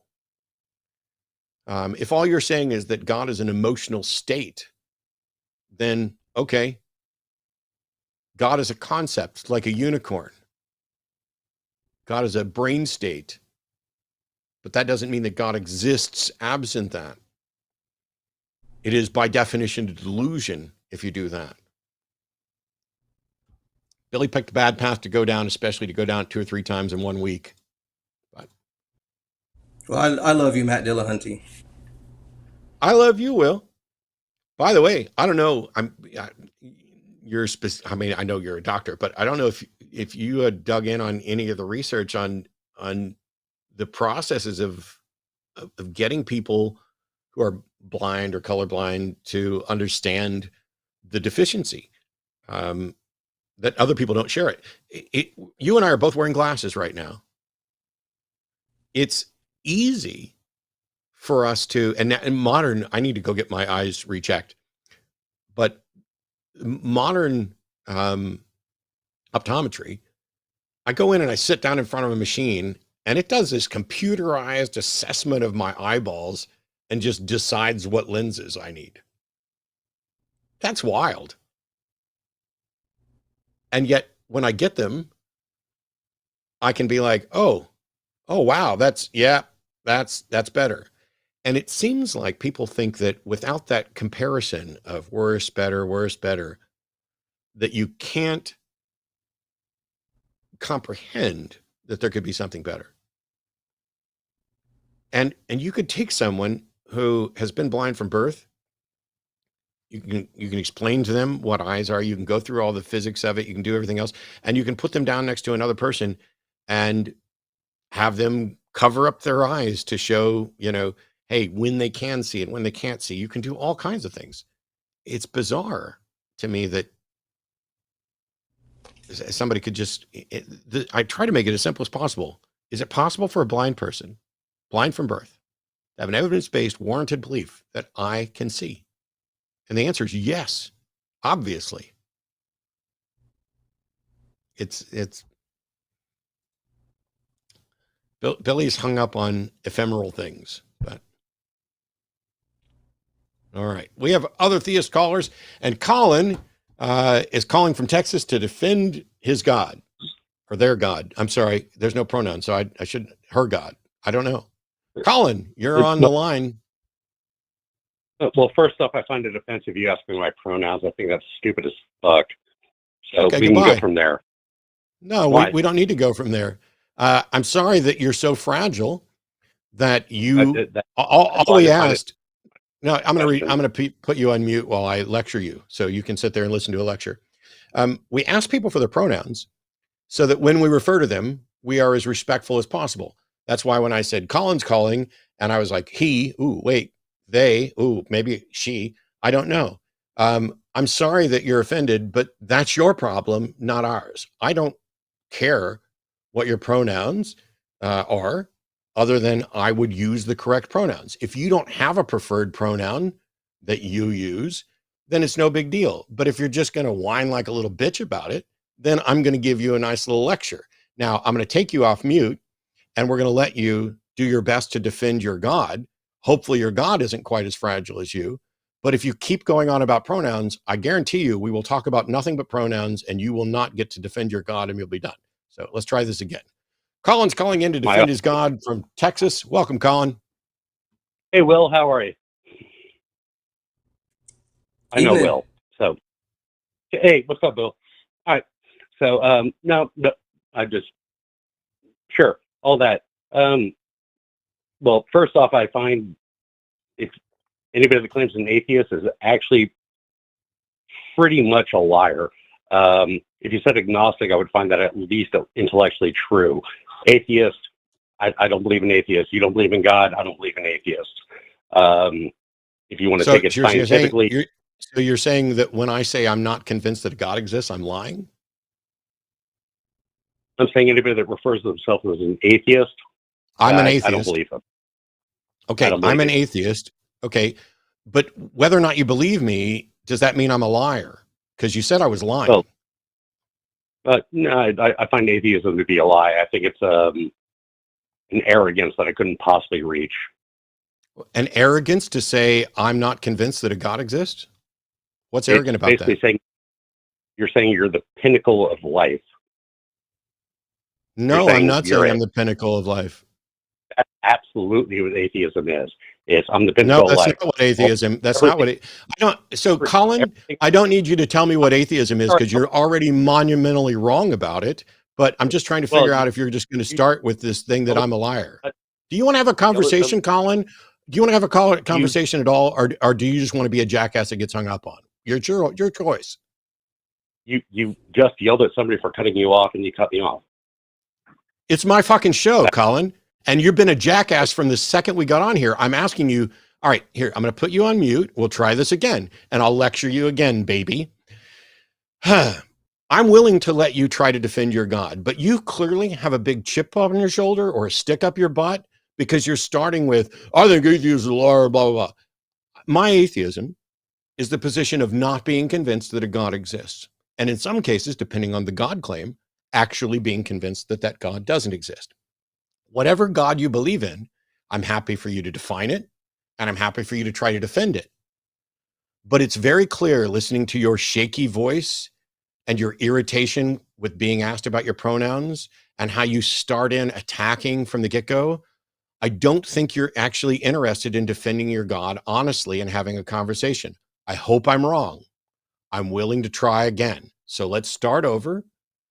Colin's calling in from Texas to defend his view of God. Colin, welcome to the show. So we're starting over? Excellent. I don't know what. Okay. So again, sure, you can take this in physics. Big Bang, 51 particles of matter to 51 of antimatter. That's by accident. Unlikely. You're going to go with from primal ooze. You get to sit here and have a show and argue whether God exists from literally slime on a rock by accident. It's an arrogance to be an atheist. I can even take ancient alien theory, and if a spaceship landed and a little green man jumped off it and said, "Hey guys, I'm God. Miss me? Haven't seen you in a while." Colin? Hey, Colin, and that I'm waiting. I'm waiting for you to define. I'm waiting for you to define your God and begin defending. Colin, are you trying to talk over me? While I'm waiting for you to define your God and start defending your God, and all you're doing is saying that we're arrogant and stupid. When are you going to get to defining your God and defending it? Because you're really starting to piss me off and waste my time. Well, God's higher power, something above you. And that's I don't know what that religion. means. That's the point. So you want to define what God? You want to talk about? If you believe in a God, define that God. What are its properties? Something is directing the universe. Something is absolutely in control of the universe, and that's pretty much undeniable. You can go through physics and everything else. No, you don't. So I'm sorry, Colin, but an argument isn't just an assertion followed by that's pretty much undeniable. That's not the way arguments or evidence actually work. So I need you to give me the characteristics of your God and then actually defend them. Because if your only defense is that's pretty much undeniable, you are not worth talking to. Well, you've kind of made it clear you don't want to talk because you want me to talk about snake charmers, and I'm not going to. Okay, I'm going to mute you again because now you're just a liar. I've repeatedly made it clear that I do want to talk. I would like for you to give the characteristics of your God and present a defense of it. But you're a whiny little bitch who wants to just say that we're arrogant and stupid and that God is obvious. And then when I repeatedly give you opportunities, you then fall back on it's clear you don't want to talk. I'm going to try this one final time, Colin.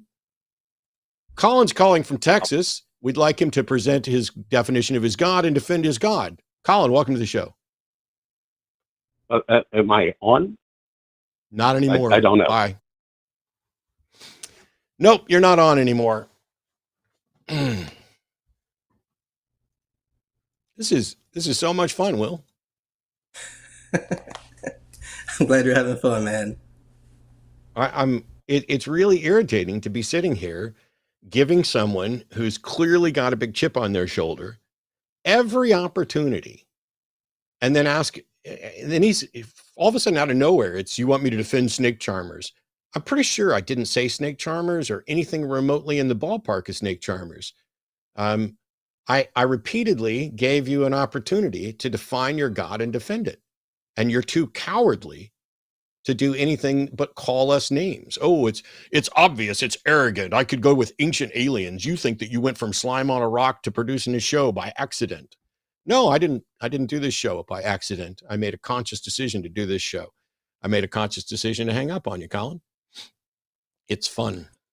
That's really, as humans, we need to make sense out of the unknowable. So, and our puny brains, yours included, Matt, I'm sorry, have no concept of 500,000 years, much less 4 billion years. So, again, we're trying to make sense, we being humans, make sense out of an unknowable thing. So that's one way to do it. It fills the void, and we all most of us grow up with that void being filled with religion, and some of us arrogant ones reject it. Yep.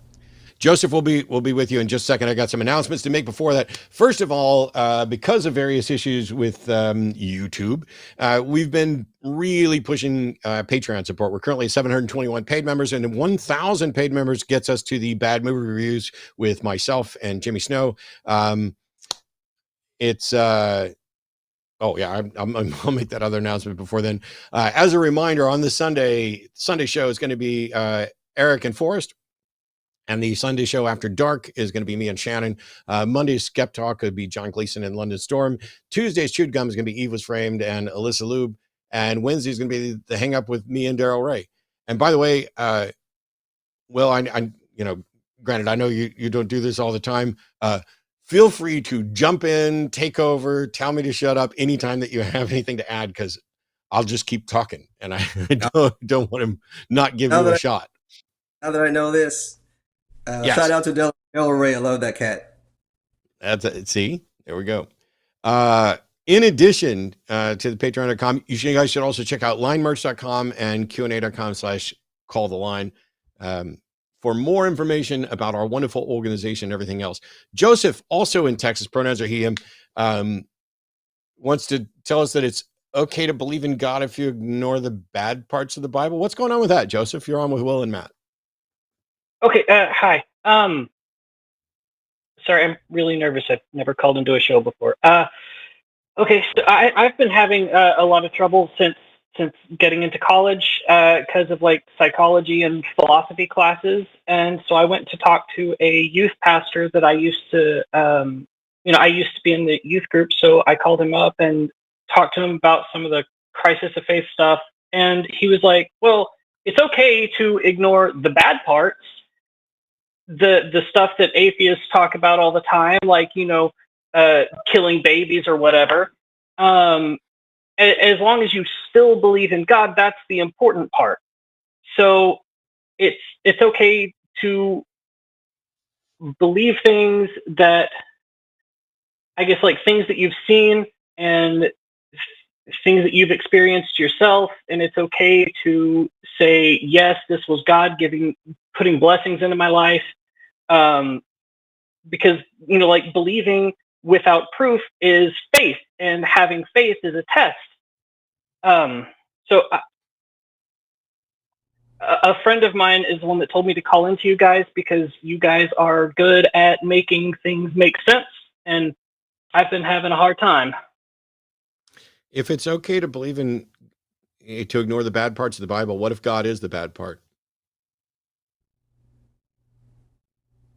Well, from everything that I've been taught, like growing up, because I've grown up in West Texas, and I go to a Church of Christ and also a Southern Baptist church, and pretty much like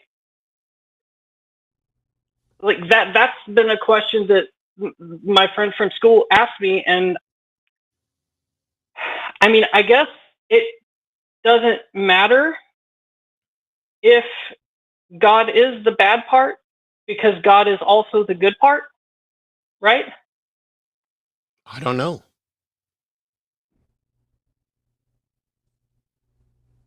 Can I take this one, Matt? Yeah, go for it. Joseph, I hear what you're saying. You want to keep the good parts, get rid of the bad parts. When you move away from Southern Baptist, that's going to happen. A lot of bad parts, Southern Baptist stuff.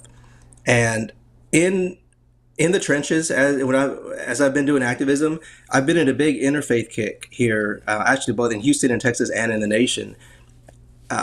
One thing after another led me to the interfaith world, and I have been absolutely floored and impressed with the Christians that I've met in the trenches. They are doing so much work to push back on Christian nationalism, on oppression. They are fighting for reproductive rights as hard, if not harder, than us atheists here in Houston and in Texas. I've been thrilled. I've been absolutely almost floored by that.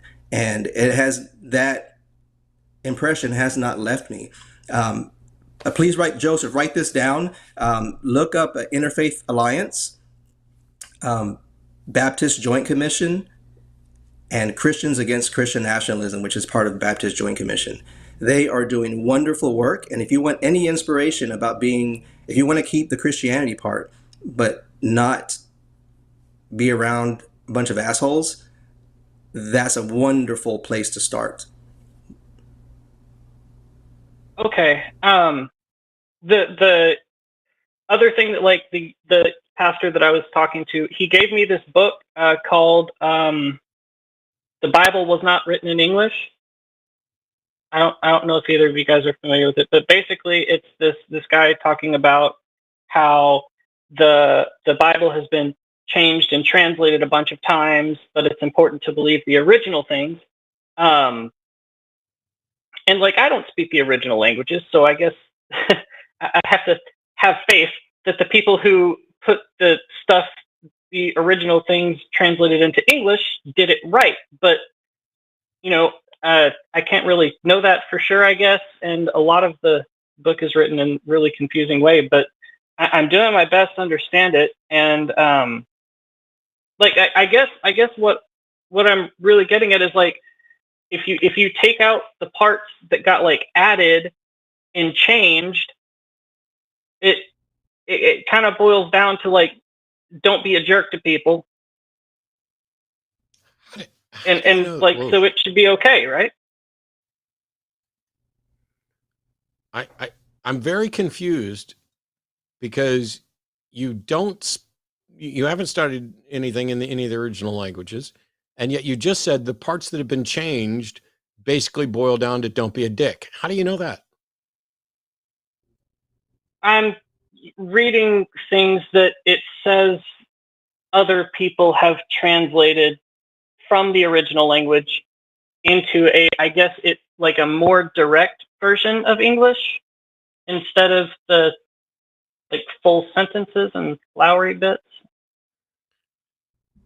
Well, so first of all, there's an issue here where I don't know how you've determined what the original says. But the second issue is, how do you know that even if you knew what the original says, that what the original says is true?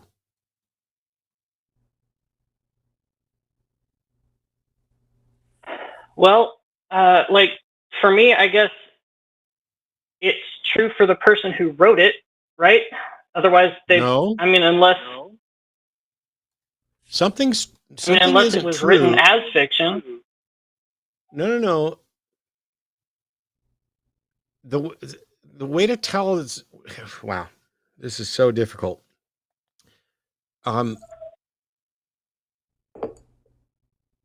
Is it possible that what the Bible says is accurate to what people wrote and yet still isn't true about the supernatural claims about God? Well, yeah.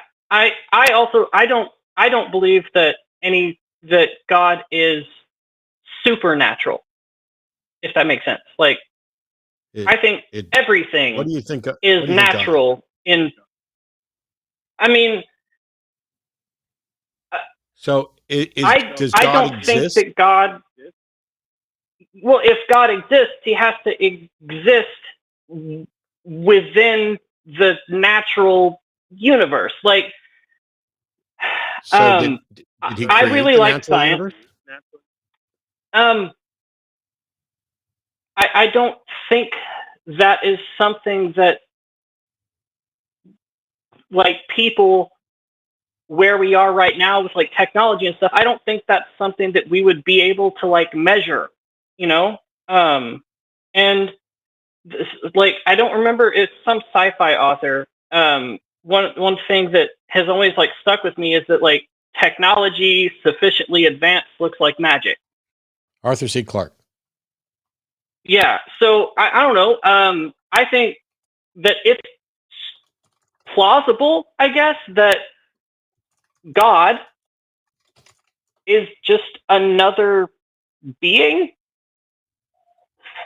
I'm so confused, Joseph, because you asked about the Bible. The Bible doesn't Right. portray God as if it's part of nature. It portrays God as something outside of nature that created nature.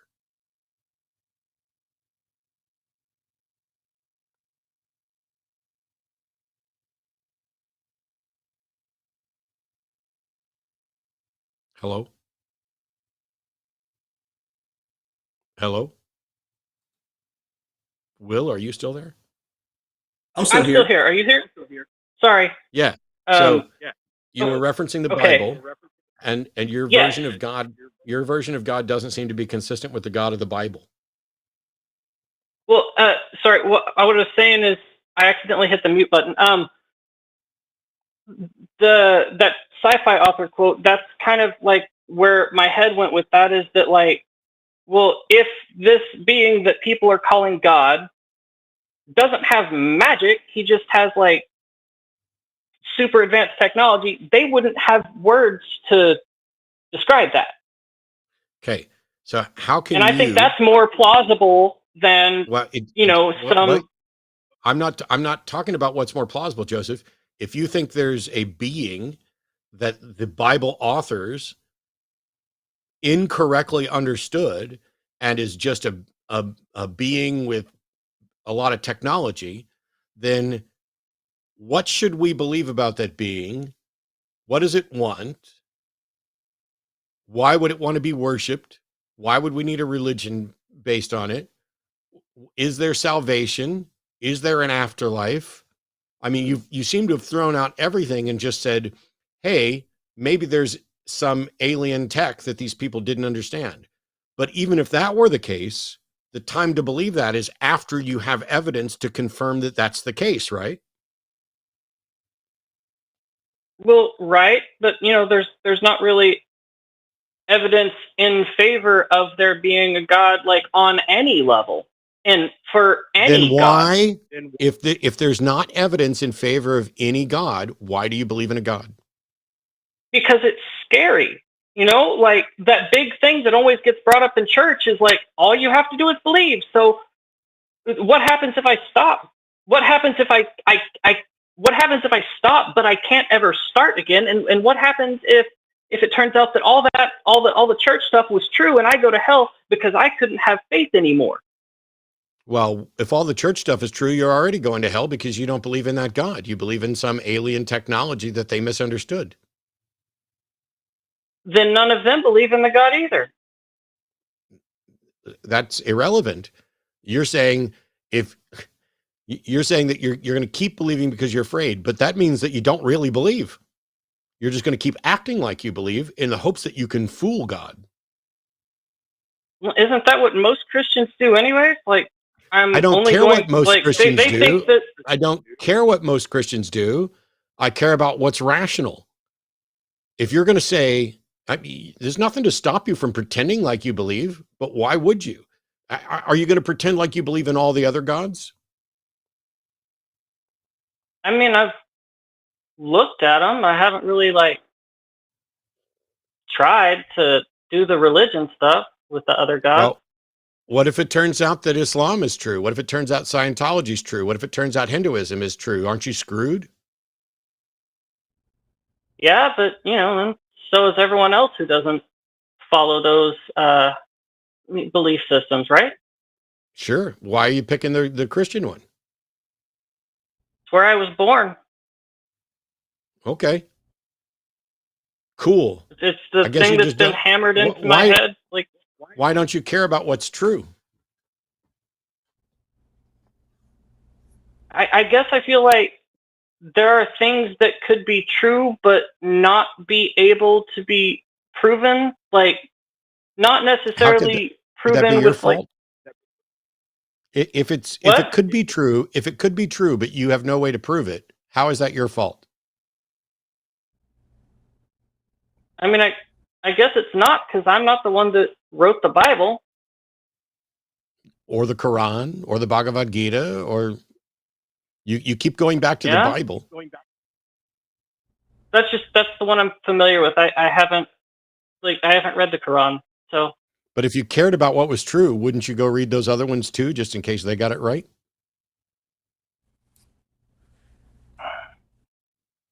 I guess I should. Or maybe you can look at the question from a meta level and say, what kind of God might possibly exist? Which of these types of religions might be more probably correct than not, to direct your search? Because I don't think you're going to have time to go through every religion and explore it in detail. Well, yeah. I read that thing. I don't remember. Somebody said it was an atheist just believes in one less God than you do. Sure. So, like, I mean, I guess like from where I am, it's not really that different. It's just it's really hard to like wrap my head around it, because my brain doesn't want to let me look at it like, you know, my brain doesn't want to let me say there is no God, You don't have to because say that's been that. just like hammered into my head Joseph, my whole life. Yeah. you don't have to say there is no God. Do you have any way of telling which of the gods that you've heard about is most likely true?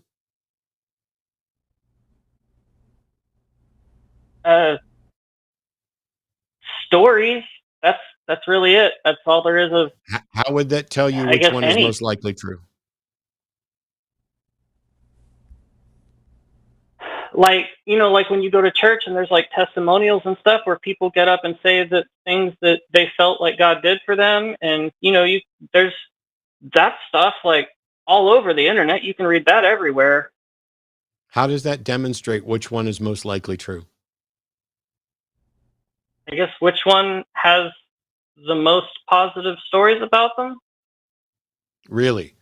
So you think if one religion has more positive stories about it than others, that's the one that's most likely true? More positive and less negative.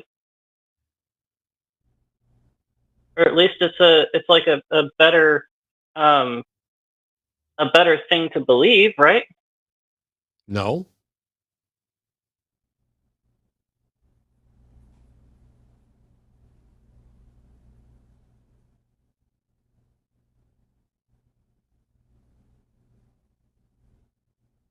I don't know then. Yeah, I don't either. The thing is, I don't see any good reason to believe in any of them. And you don't seem to see any good reason to believe in any of them, but you also don't seem to understand good methods for determining when something's believable. So what you're describing there is the one with the best good stories is essentially a fallacy, like an argumentum ad populum, or an argument from popularity, that the belief that's most popular, or the belief that, produces the most good, is the one that's most likely to be true. But that's not the case. You can do a lot of good with a big fat lie. Yeah. So if you can do a lot of good with a big lie, does it matter if it's true? Yes. Because, Even if people know it's a lie? well, if in fact people know it's a lie, that could change whether or not it's doing good.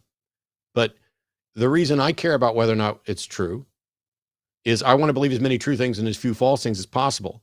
Because if one of the religions is true and I just go with the one that feels good, then I'm going to believe something's true when it's not, instead of the thing that's true. And if one of the religions is potentially true, then I'm going to have to face the consequences for that, possibly. But if none of them are true, then I'd like to know that as well, because that impacts how I live my life now. But at the end of the day, if I become convinced of something for bad reasons, doesn't that mean I'm likely to become convinced of other things for bad reasons? Not necessarily. I mean, proving that you're gullible for one topic doesn't mean you're gullible for everything. I didn't say for everything. I said for other things. If I believe in the religion that is most popular, doesn't that mean I'm more likely to believe in other things because they're popular? I mean, socially, I guess so, because you're more likely to believe the things that people in your social group tell you. Right? Like, that's a thing. I don't know what to tell you, Joseph. I care about what's true. I'm not convinced that you do.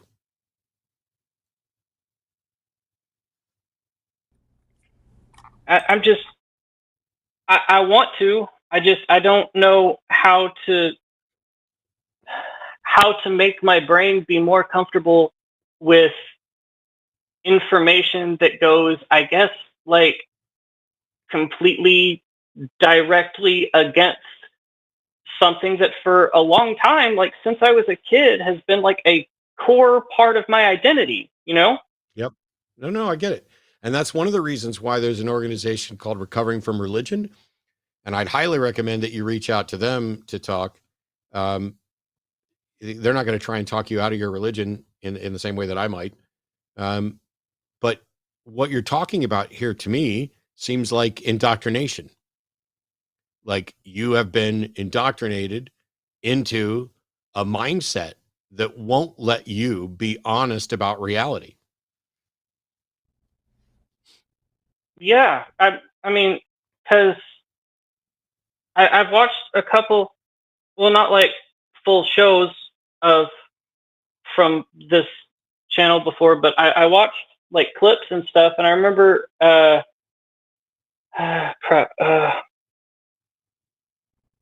never mind, I forgot what I was going to say. It was something that you've said before, but I forgot what it was. Yeah, I don't know. Will, how do you deal with indoctrination? You're on a journey, Joseph, and you're kind of just starting.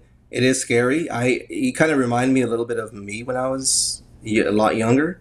You have time on your side, man.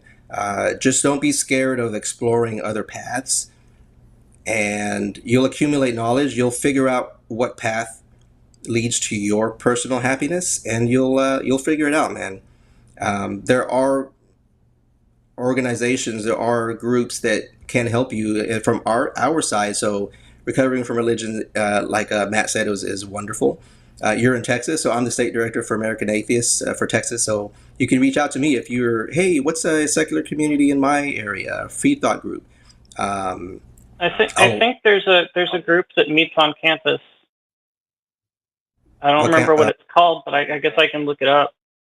Secular Student Alliance is really with Yep. in Canada.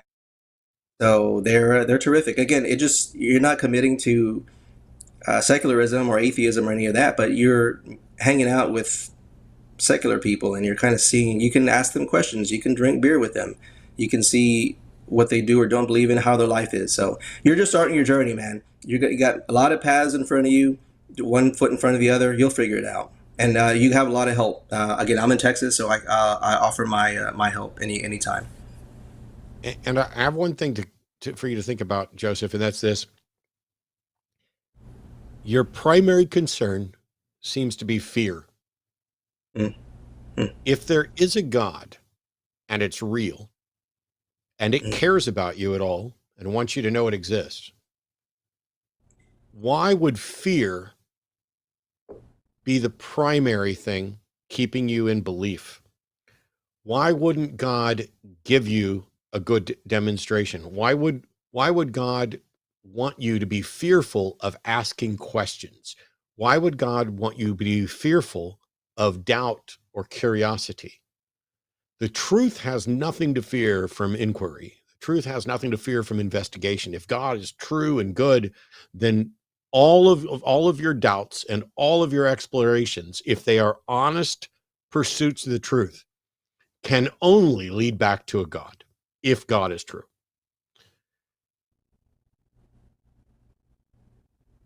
Okay. Fear Well, is not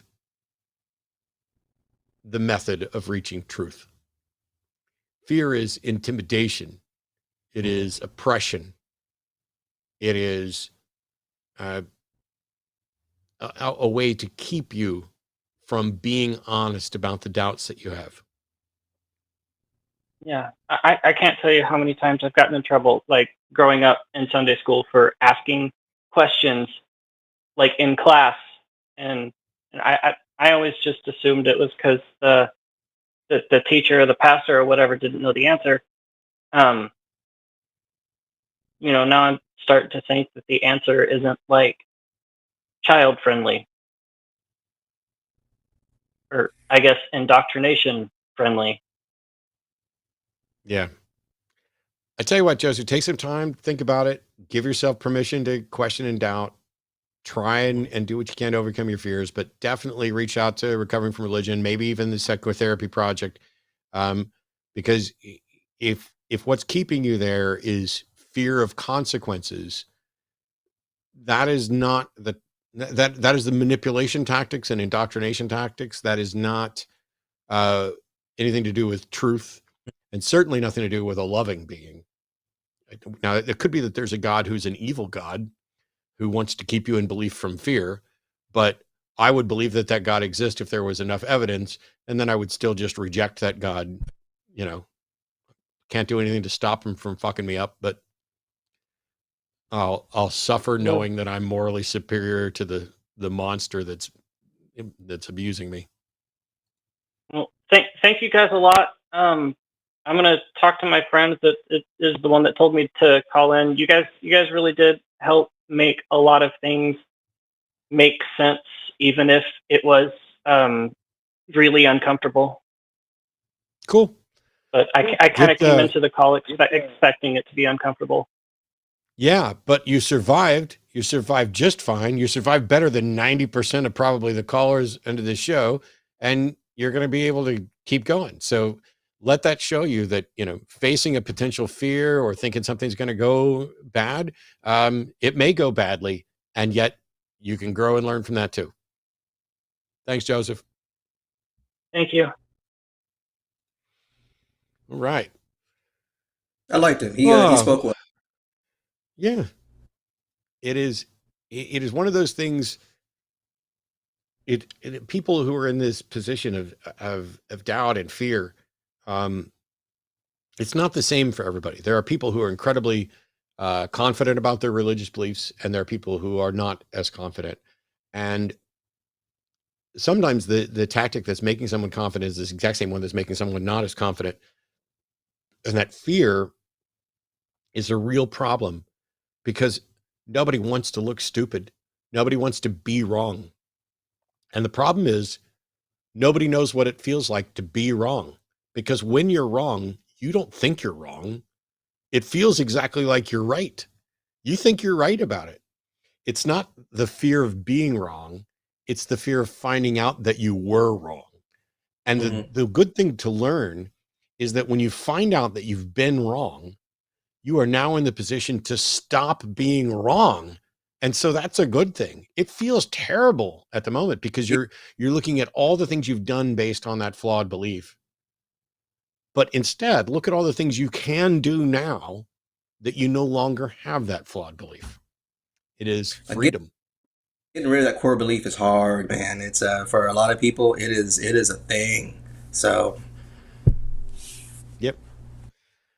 All right. Well, we have Chan in Louisiana is a theist who wants to make a case for God. Chan, you're on the line with Wil and Matt. Hey, Matt. Hey, Wil. Nice to chat with you guys.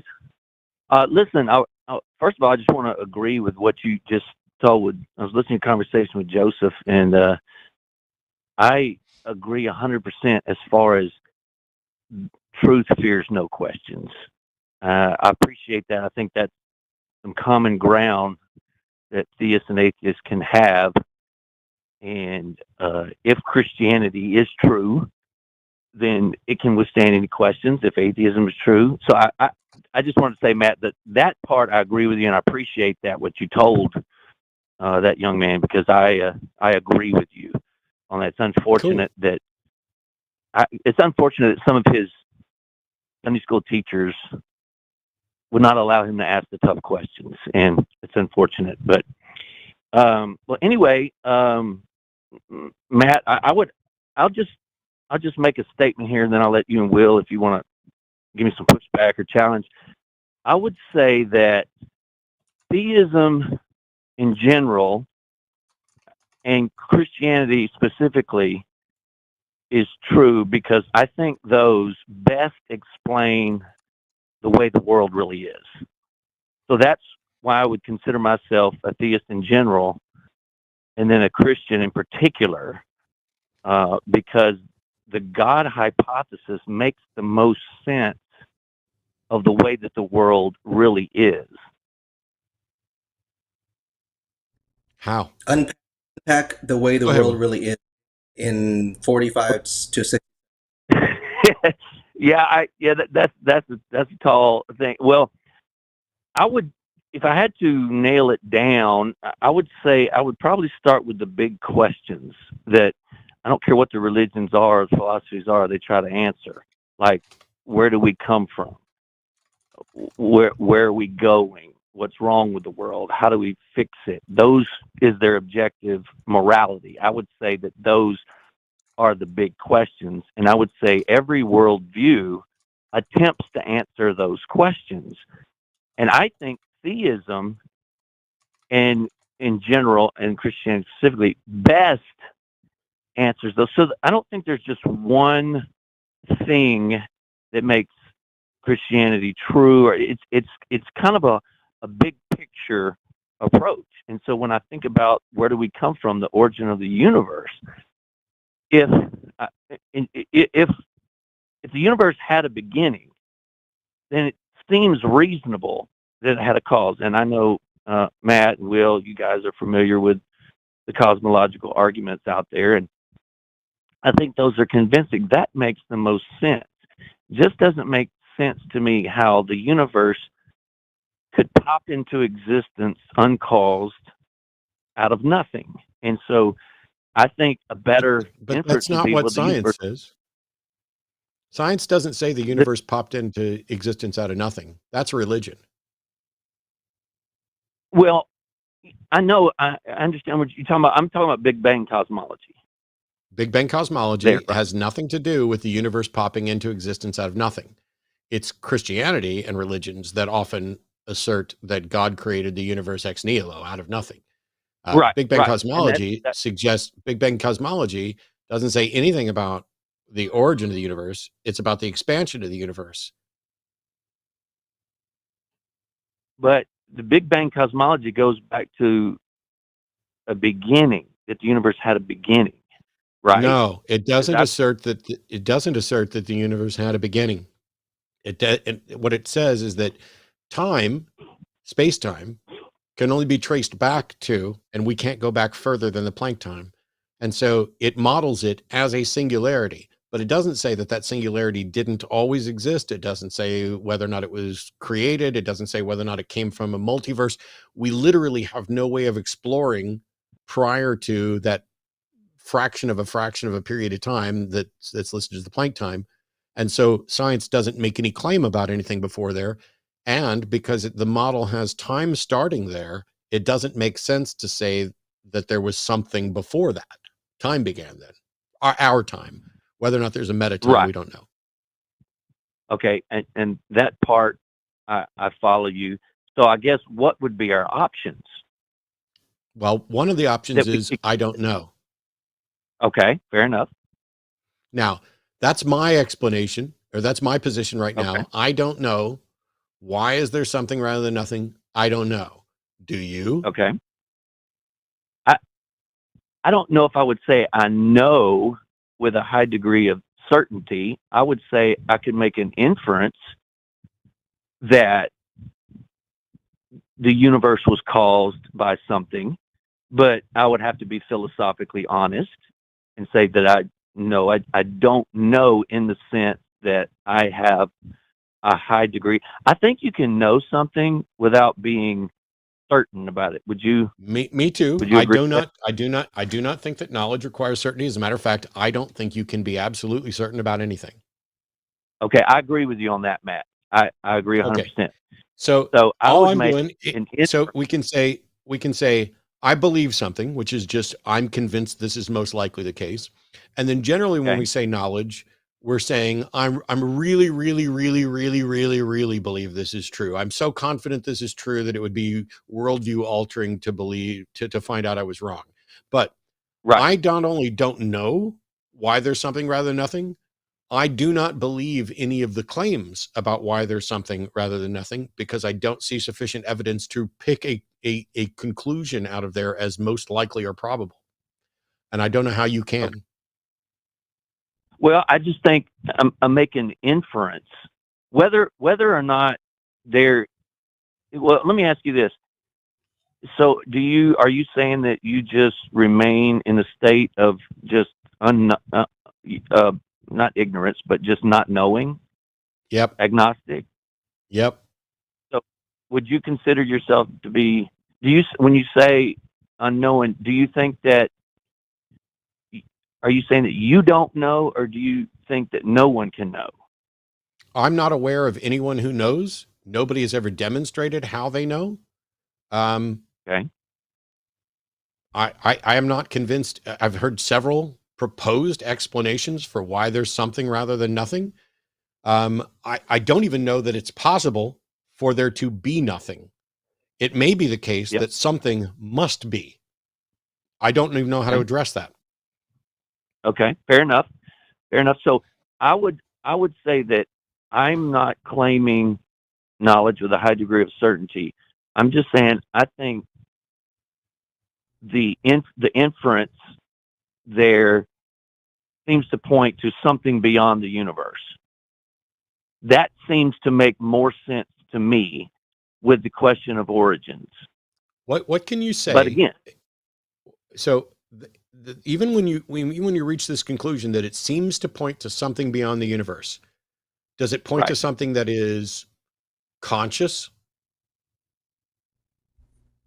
Well, not the cosmological argument there. I don't think gets to what the cause is like. I think that's a religiously neutral argument. I don't think the cosmological argument gets to what the cause is. I'm not asking about the cosmological. I'm not asking about the cosmological argument, Chan. You think that you're reasonably inferring that there's a cause, and you already said that not only is it reasonable that theism is true, which is about a conscious agent, but that Christianity is true. So you've gone from something of, hey, when I look at the universe, I don't have an explanation for why there's something rather than nothing, but you infer that there is something rather than nothing, and that it's a conscious agent, and that it is Yahweh. Yes. Yes. What's the justification? Right. That is something that I call compound inference. And well, but it's a multiple argument to get to those steps. I'm not starting with Big Bang cosmology and then all of a sudden jumping through to skip a bunch of steps to get to Christianity. Didn't say you were. I didn't say you were. Okay, well, that's what I'm saying is, what's the justification? So I think I did a video on compound inference, because it's like, oh, well, this seems more reasonable than not. And if we go with that, then we can assume this. And if we go with that, then we can go with this. And what it is that you're piling up anecdotes, and the plural of anecdote isn't data. So you're like, oh, I think it's more likely than not that there must be a cause. And I think it's more likely than not that if there is a cause, then it's a conscious cause. And I think it's more likely than not that if it's a conscious cause, it's going to be a conscious cause outside of space-time. And I think it's more likely than not that it is, you are multiplying uncertainties, and you must necessarily, even if you start at a 50% likelihood, you immediately dip below that. And so what's the justification for saying, I don't know, from going from, I don't know why there's something rather than nothing, but I'll make some inferences and eventually I get to Yahweh. Well, I don't see how I'm doing that. I think I'm trying to keep an open mind to look at what all the possible explanations are. I mean, and I don't see what's necessarily wrong by saying, okay, how did we get here? Well, I don't know. There's some possibilities, right? And what are the possibilities? Here's the problem, Chen, and I really want you to answer this. You're okay. Like, how did we get here? What are the possibilities? I would like you to list the possible explanations of how we got here. Sure. Okay. Are you talking about, let me just make sure I understand. Are you talking about how the universe got here, or human beings with conscious life? Is that what you're asking? Either one. List the possible explanations. Okay. The possible explanations could be that there is a conscious being, we'll call him God, that's outside space and time that created us. How do you know that's possible? Because it doesn't violate the law of logic. Oh, no. That's a logical possibility. That's not an epistemic possibility. Yeah. A logical possibility is completely useless. Everything is logically possible if it's not contradictory. It's possible that there's 18 of those gods. It's possible that there's 50,000 of those gods. It's possible that God existed and stopped existing the instant it created anything. There's an infinite things. Anything that is unfalsifiable is logically possible because you don't have a defeater. That's not a demonstration of possibility. You need to demonstrate an epistemic possibility. So you can't just say it's possible that there's a conscious being outside space and time, because it may be the case that that is not possible. It may be the case that there's no such thing as outside space and time, and it may be the case that it is impossible for there to be any being outside of space and time. And since existence is necessarily temporal, I would argue that it is impossible for something to exist absent time. Because if something exists for 0 seconds, that is identical to it not existing. My dog. It's all right. I'm sorry, my dogs were barking. Could you say that last part again? I would argue that it's impossible for something to exist outside of time, because if something exists for 0 seconds, that is functionally identical to it not existing at all. Existence, I don't know how you time. How would you know that? What do you mean? How would you know that? Well, I mean, I just don't know how you can say that it's impossible for something to exist outside of time. Well, what I'm saying is, first of all, you don't get to assert that it is possible, but I would argue that it's impossible, because if something exists, that requires time. What does it mean if I say that you exist for 0 seconds and God doesn't exist? Don't you exist in the exact same way for the exact same period? I'm not following you, Matt. I'm not following you. What would you call something that exists for no amount of time? I don't know. I would call it something that doesn't exist. Existence is temporal. Like I've existed for 55 years or so. Okay. My sister existed for 0 seconds. I don't have a sister. My sister doesn't exist. In order for something to Okay. exist, it must be in time. Okay. So Well, if you're asserting the that it's theist, possible, if you're asserting that it's possible for a conscious being to exist outside of space and time, not only have you not demonstrated that that's possible, but it seems that it may be impossible. well, that's not the theistic view.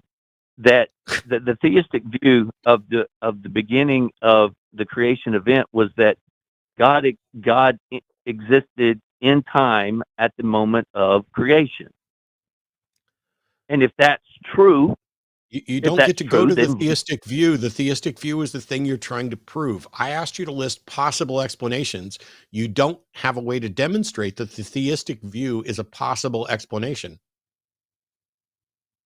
I don't understand why that's not a possible. I'm not asserting that it's true. I didn't say it I'm wasn't, just saying, Chan. I didn't say it wasn't. I didn't say that it wasn't possible. I asked you to demonstrate that it is possible. I don't know how I would do that. I'm not That's sure. I not my understand what problem. you're- That's your problem. You don't get to list a possible explanation if you can't demonstrate that it's possible. So I asked you to list possible explanations for the existence of everything. And the first thing you came up with is something that you can't demonstrate as possible. Isn't that a problem? Okay, well, I guess, but I would ask, what if I said that it's possible that the universe has always existed? Would you accept that explanation? Or is that I not don't know. I don't know that that's possible either. How would you demonstrate that? okay? Exactly. So where does that leave us? What do you Looks mean like we're exactly? stuck. It leaves us in the position of I don't know, which is where I started. Okay. Okay. Then why aren't you even an agnostic?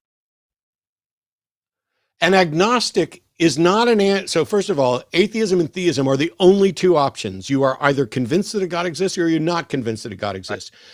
Theism and atheism address belief. Gnosticism and agnosticism address knowledge. Knowledge is a subset of belief. One can be an agnostic theist or a Gnostic theist. Okay. And there's no middle ground between theism and atheism. I am not convinced that a God exists. That makes me an atheist. I'm not claiming to know that God's. I'm not claiming to know that gods don't exist. That would make me a Gnostic atheist, which I'm not. Okay. Okay. Fair enough. You're the one that came in with a position that you're trying to defend, and you can't. I don't have a position I'm trying to defend. Well, don't we both have a burden of proof here? We both. What's my burden of proof? What's my burden of proof? I'm saying I don't know why there's something rather than nothing. I don't have a belief about what the most probable explanation is. How could I possibly have a burden of proof on that if I don't have, I'm not proposing an explanation. Okay, fair enough. But you said, what you said a while ago was, I'm not convinced. I haven't seen any evidence to be convinced that there's a God or God exists. But that doesn't say anything about the evidence. What it says is about your mental state when presented with the evidence. So there could still be evidence. Okay. I didn't assert that there wasn't evidence. I've literally spent 20 fucking years sitting here asking people to present the evidence. Would you do that, please? Finally. Well, what would you accept as evidence? I don't know. It depends on the definition of a God. It depends on what you're trying to demonstrate. But you don't get Matt, to assert. If you don't know Matt, if you don't know what evidence you're willing to accept, how would you know when somebody actually gave it to you? Okay, let me explain this to you, Chan. Do you know how arrogant it is to presume that you know what evidence would prove the difference between a God and something else you don't understand? I have no idea what would convince me that God exists, but if there is a God, that God absolutely knows what would convince me, and he hasn't provided that evidence. He hasn't provided it independently, and he hasn't provided it through the thousands of believers who have called me over the last 20 years, pretending that they know something that they don't know. It's not my problem. If God wants me to know he exists, he can do it. It doesn't matter. I don't know what evidence would convince me of string theory, but that doesn't mean that I'm not going to accept it when it's presented. You have a very flawed understanding of the nature of the burden of proof and evidence. It's not a problem with my epistemology that neither you nor any other believer on the planet can actually present evidence. I'll believe anything, if there's sufficient evidence for it. Period. Do you think that God really cares if we believe in him or not? I don't, there may be I some have evidence no idea. I don't Okay. believe in a God. Why are Right. you, if I tell you I don't believe in Voldemort, are you going to ask me if I think Voldemort wants me to become a Death Eater? No. Then why did you ask me what God thinks if I don't believe in a God? Well, because you said God knows what evidence it would take to convince sir. you that God, No, sir. I said if a God exists, that God would know what would convince me, because the God definition Okay. includes the ability to be the governor of the universe and the all-knowing, all-caring, etc. For definitions of God that don't know, then it doesn't know. Does the God you believe in know what would convince me? yeah, I believe so. Yeah. So why the fuck hasn't he done it? I don't know. I don't know either. Do you believe that you can talk to God? If you mean prayer, yes. Does God give you information? Do you mean that does God talk back to me? No, I Yes. haven't had any. Okay, Then no, what good I is he? haven't had. What good is he? And how What? do you know that you actually have any kind of relationship with him at all if God doesn't talk to you? Well, now you're asking a theological question. I'm asking a question about something that you believe, and I'm asking you to defend it. If you believe, Okay. I if believe God, that God does speak. Yeah, I believe it, but when I say speak, I don't mean audibly. I believe that Okay. God communicates through his word. Yes, I how do you hold know that what his word scripture is? How do you know that's his yes. word? Well, I think there's transcriptural evidence for that. And What is the transcriptural evidence that this is the word of God? well, what I mean by transcriptural evidence, I mean obviously we don't have the original autographs, but I think the word of God has been preserved over the years, and we can go back and through. How do you know it's the word of God? Well, I don't know if you're talking about knowledge in the sense that I know. You believe that God communicates you through his word, that you have no idea whether or not that's his word. How do you know when God's communicating with you? Well, I mean, there's different. I don't hold the view that God communicates in the sense that some people say that he does, like some of the sensationalists. You think that God communicates with you through his word. How do you know that? Yes. How do I know that? Well, it's the Holy Spirit through the Word of God. I have the How do you know that? I don't know it. I don't know it. It's a belief. It's a belief that I have. I could be wrong. What evidence do you have? What evidence do you have that your belief is correct? Well, it's not one thing, Matt. It's not one thing. It's the whole big picture of that. It's the whole big picture of the historical what you need to evidence. do? You need to ask God what you should say to me. Wait for God to reveal himself to you, what you should say to me, and then call me back, because right now you're doing an embarrassingly bad job, and I can't believe that God wants you to continue. Can I ask you one more question? Sure. Do you still hold to the view of the correspondence theory of truth? Yes, truth is that which corresponds to reality. That's how I define truth. Okay. Now, this is an honest question. I don't know your view on this, so I would like to know. So, the transgender. I knew it. I knew transgender was going to be the next word out of your mouth. Oh my God, this is so awesome. Thank you, Chan. Go ahead. I knew it. We waited all this fucking time for you to get to it. So go for it. What's the question? The question is, if you hold to the correspondence view of truth, then when someone claims to be male when they're female or vice versa, and we hold to the correspondence view of truth, then we would have to say that someone like Bruce Jenner is wrong. Wow. That he's Okay. delusional. Are you able to hear the show after I hang up on you for misgendering somebody and dead naming them? That's not my intention. Okay. That's what Caitlyn you just Jenner. did. That's what you just did, you transphobic jackass. So I'm going to hang up on you and you can listen to the question offline. All right. Goodbye. So I don't like Caitlyn Jenner at all, but I'm not going to let you fucking dead name her on the show. So here's the thing. The correspondence model of truth is that which comports with reality is what's true. Trans people aren't claiming to be cis. They're not claiming that their chromosomes aren't what they are. There's a reason that we talk about this as gender as a social construct, as an intersection between the biological, the sociological, and the psychological. Trans women aren't claiming to be cis women. Trans men aren't claiming to be cis men. Non-binary people aren't claiming to be either. When you engage in your incredibly dumbed down, uninformed, oversimplified males claiming to be females, you are just demonstrating your bigotry and ignorance. You're the one who is not in correspondence with truth about reality, as the science shows. If in fact trans folks were claiming that their chromosomes weren't what they were, not that you have any access to anybody's chromosomes, they would be not telling the truth. If trans folks were claiming they were cis, they would be not telling the truth.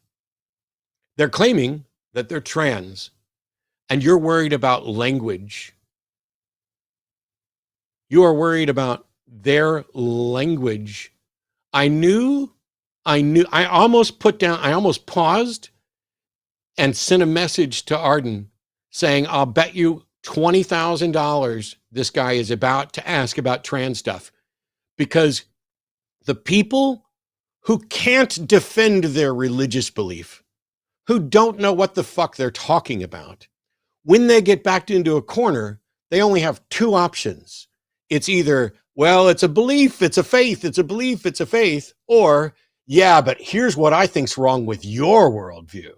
Well, let me tell you something, buddy. My worldview is just fine. You have no idea what you're talking about. We're not going to let you misgender people on the show. We're not going to let you dead name people on the show. As a matter of fact, I will probably ask Arden to cut out the dead naming. You should be embarrassed of yourself for what you just did. And you should be embarrassed as a representative of Jesus that you did such a poor job, not only representing a defense of Christianity, but decided to turn into a transphobe, take the mask off right at the end of the call. I could have bet money. You guys are so predictable. You with your none listed under your pronouns. How fucking embarrassing. Oh, Will, we're running out of time. I want to get to all these calls. Let me see if I can take this one real quick. Yep, let's do it. Paul in North Carolina, pronouns are he, him, has a question for me about when I talk about slavery. Paul, go ahead and ask your question, please.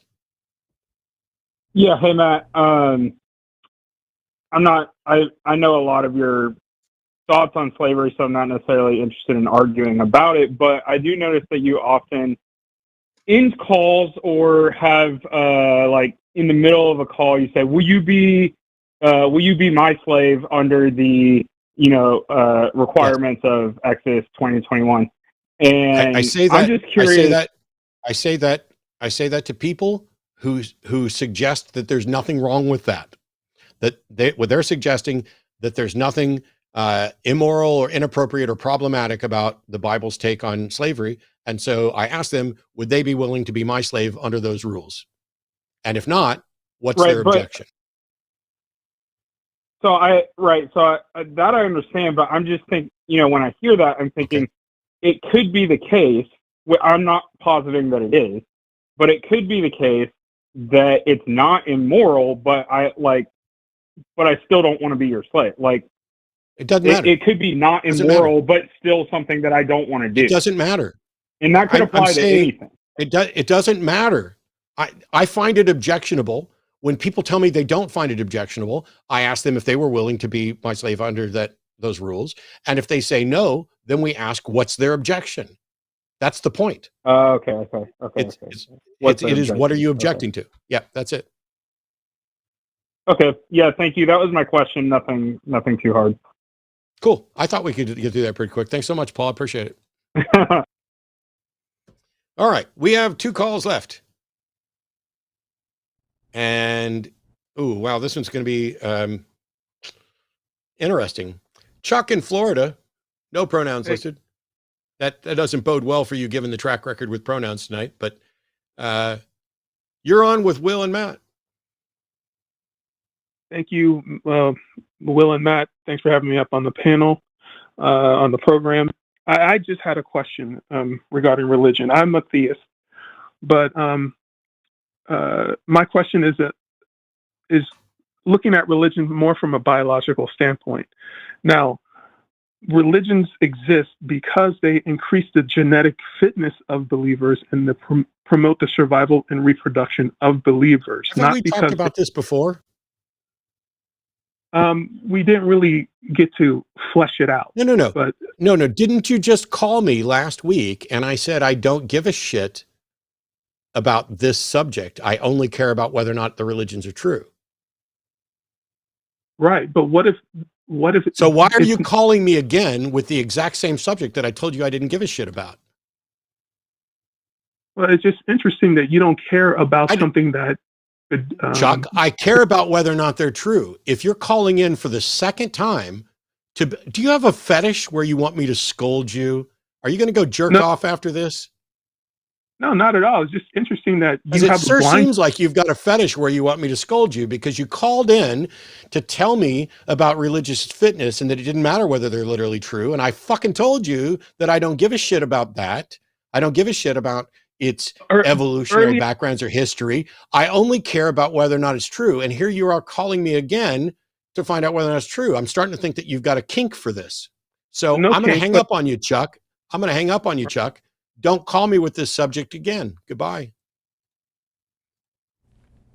And if you are going to go jerk off, have fun. Yeah, I'm not going to kink shame. If Chuck gets off on it, cool. Hey, it's nice to know. Somebody should be getting off on something I do. All right. Final show for tonight, and then we're going on to Super Chats. Mark, who's been on hold for 2.5 hours. I appreciate your patience, and I'm going to let you and Wil just start talking, and I will jump in as needed. Yeah, thanks for taking my call. I've been a longtime listener. My mom is just realizing how anti-LGBTQ her church is. They're voting to leave the Church of the Brethren that she grew up with. She's now 80. So, she's been in this congregation her whole life, pretty much. Well, not this congregation, but group of people for over 60 years, I would say. And they're voting to leave the Church of the Brethren because the Church of the Brethren is too accepting of LGBTQ people, and they're not taking the Bible the way the church wants them to interpret the Bible, as if anyone's interpretation is, subjective. So she's going to be losing her church family, and I'm just trying to help her cope. So let me understand better. You said your mom is leaving the church group because your mother is more LGBTQ friendly than the church is? Yeah. Okay. Yeah, All like, right, cool. because my sister, at one point, my sister came out as bi, and, my mom was, she wasn't going to do like some parents do and never speak to her daughter again. She accepted her, and that I think she's always been a more accepting person. So yeah, I'm trying to You're worried be there about for her. Are you worried about your mom losing a community and want to plug her into another community? Yeah, I'm hoping that I can help her by, maybe we can go to some churches together to find a replacement for her. Yeah, if you want to stay within Christianity, there's a spectrum. I would think so. Yeah, I'm an atheist myself, but I just, I hate to see her lose all her friends the way she's probably going to be. Well, it is tough, but if you want to stay within Christianity, I'm working with you here, and I know you're working with your mom. Sounds like there's a spectrum. There are whole congregations. There are actually wonderful congregations that that are really close to the worldview that we have. So yeah, help your mom look for another community and plug in. Yeah, that's kind of the plan. I guess we'll probably just be looking around for progressive churches for a few Sundays. Hopefully, we'll be able to find one that's close that she can, vibe with. Right on. It isn't And so. June. So maybe there's some Pride festivals in Ohio, maybe. Check that out. Maybe there's some churches that have booths there. I know there are in Houston. Go check that out with your mom. Yeah. Okay. Find there are things. If the church is a real big problem, then yeah, you can potentially find other churches, or you can, get your mom involved in things outside the church, so she's doing two things and interacting, and hopefully, maybe she could be the one who helps change your church. Yeah, I don't know. I said that there's the possibility that she could do that, but it doesn't seem like she's not much for confrontation. So I think she's more afraid that she'll get a lot of pushback. So.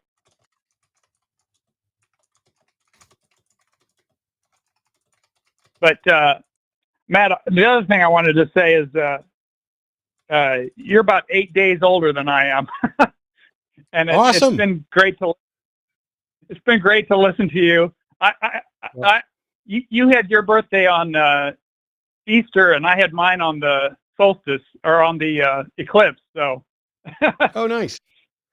Yeah, respect your elders.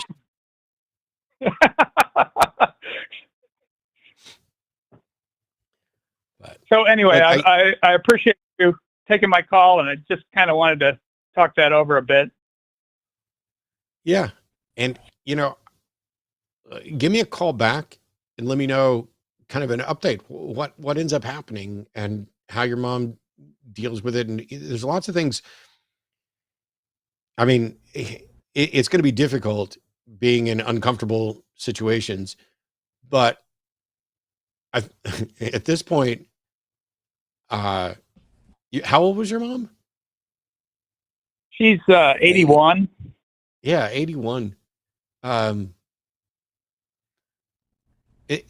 much as I have a problem with religion, I'd just be thrilled if my mom at 81 was having trouble with any church's stance on LGBTQ issues, and I would bend over backwards to get her engaged with people who are like-minded, even if she kept going to the more bigoted church, but engaged in other communities as well. She might find that the other communities she enjoys more than church and just Mm-hmm. only Mhm. wants to participate with those. But, you know, I sat down with my grandma. I've told this story a bunch, and I'm going to tell it again when I go to Florida next month. But my grandma was 91, and I was sitting at the table with her, and we were playing cards. It's just the two of us. We were the only ones there. And we're both serious card players, serious game players. And we're sitting there playing, and she says, "Oh, let me tell you, Matthew, getting old as hell. I hope nobody ever has to live this long." And I looked at her and I said, "Yeah, but if I was 91 and able to just sit down and play cards with my grandkids, I think that was pretty cool." And she's like, "Yeah, you're right. It is pretty cool." And I just, I miss her. That was one of the last memories that the two of us shared. And, you know, my grandma, I mean, I loved the fact she told me she was voting for Hillary because she couldn't stand Trump, even though my grandma was definitely more right wing than not on a number of things. But you find out stuff. Your family, the patriarchal themes, and I'm not doing the crush the patriarchy, blah, blah, blah. It's women have been silenced, and older women especially grew up in cultures that were more silencing. The things that my grandmother told me when it was just the two of us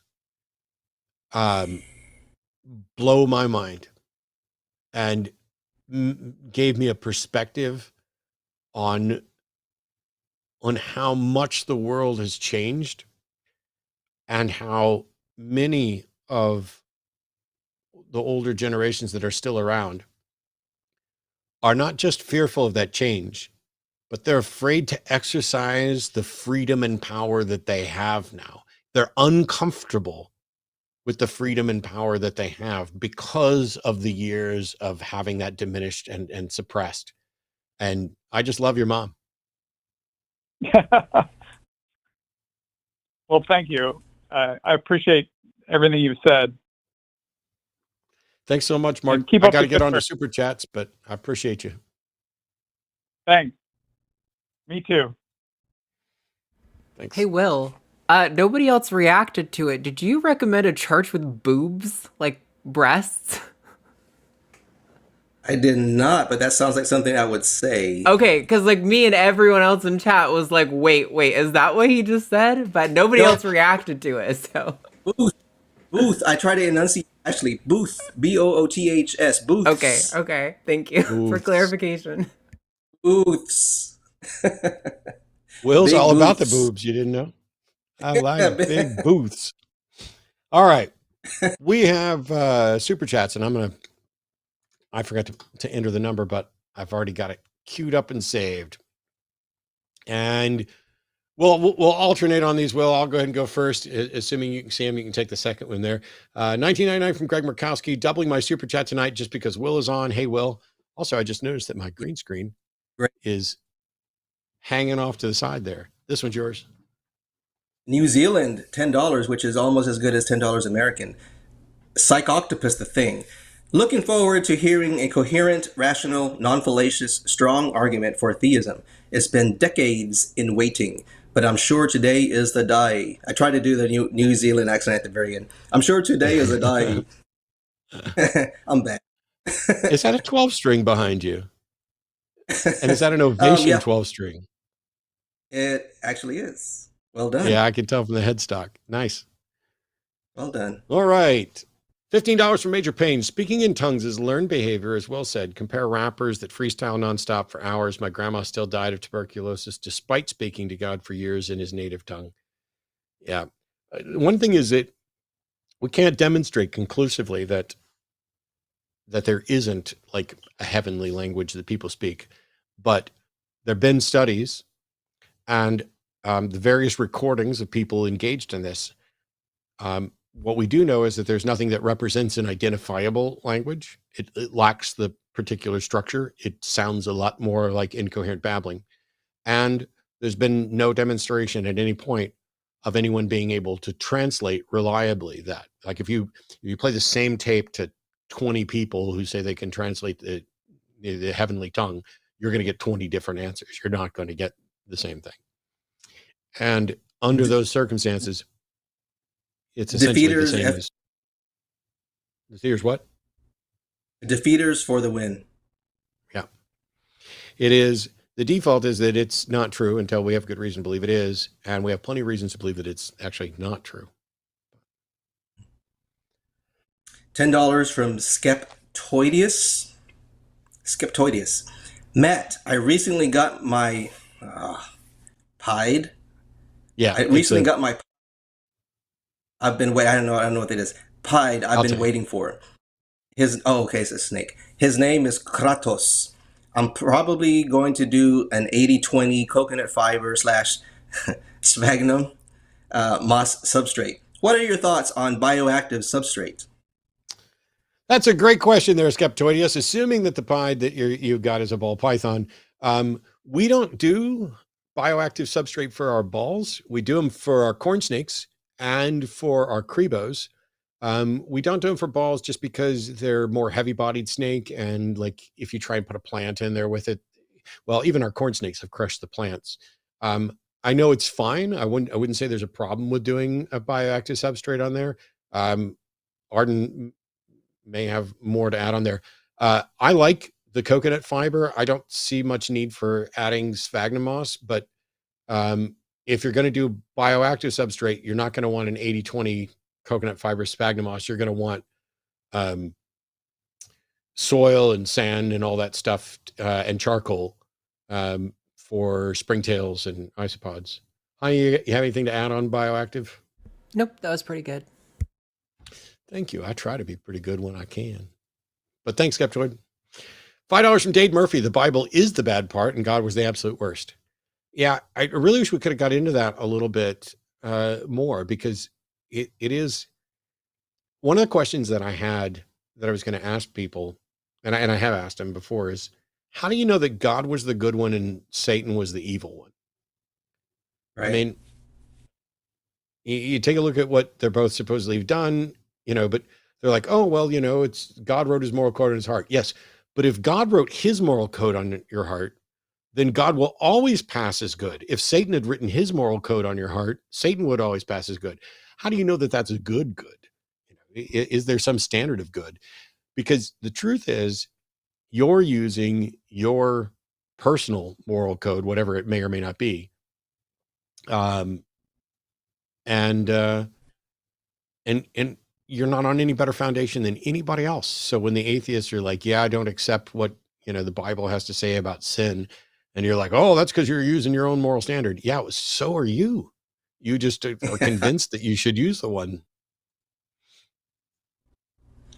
$10 from PT Colin. Were you Dillahunty this past Saturday for the holiday weekend? I'm assuming the 420.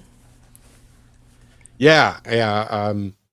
So we were at a reptile convention during the days, but I'm Dillahunty most evenings at bedtime. There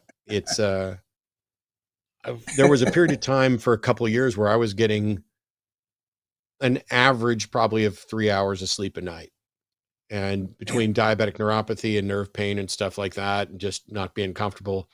And plus, I was in the Navy for a number of years. I got used to sleeping 4 or 5 hours a night. So it really wasn't having a super negative impact, but it got exhausting.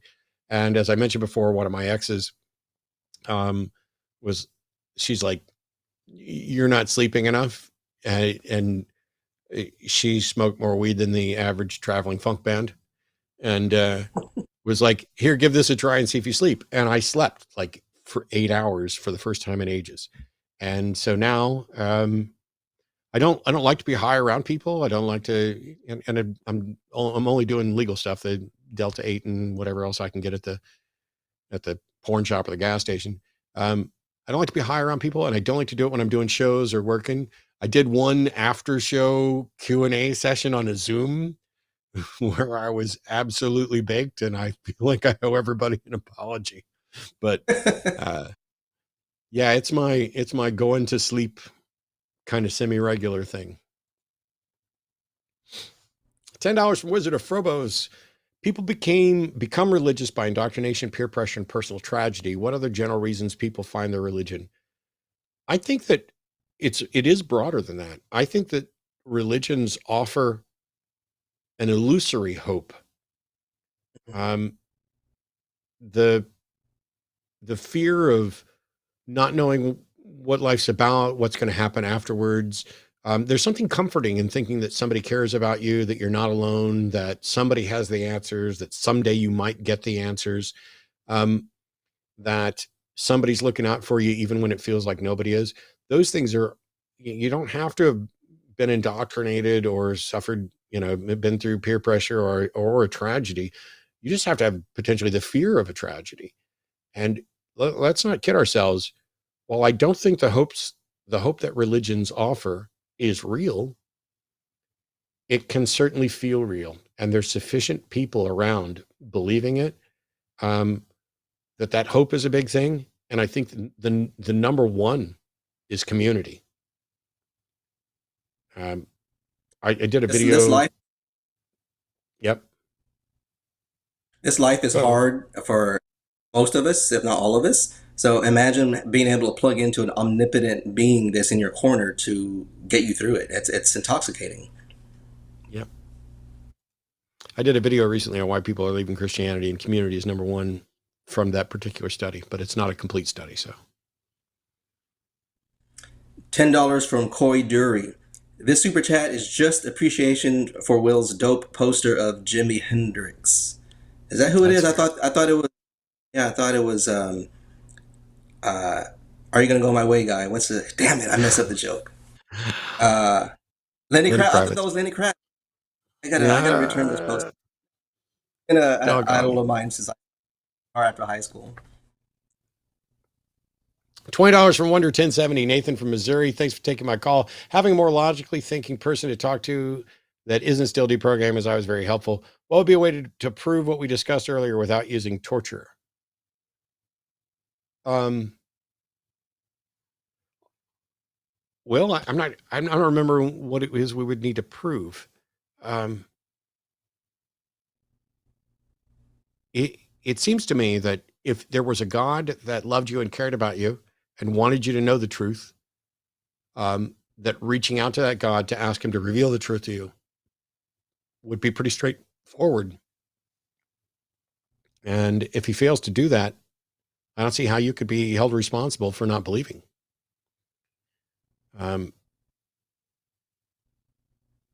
If you're an honest seeker, I don't see how you can be blamed for not being convinced. I mean, God can if there is a God, he could absolutely show up right now, revealing himself to me, to Will, to everybody, use this show as it's going out live.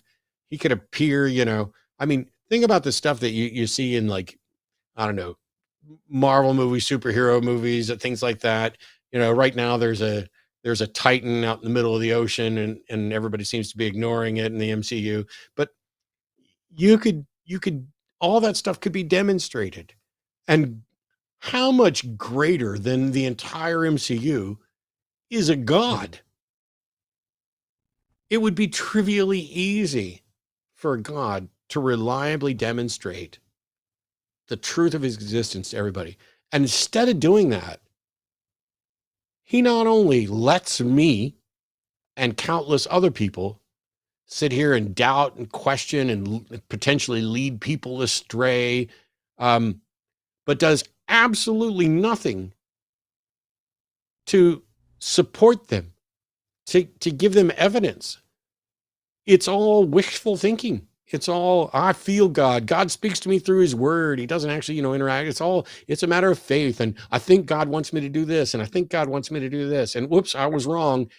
People are absolutely 100% taking the blame as they're to blame when God doesn't, when they misunderstand what God wants.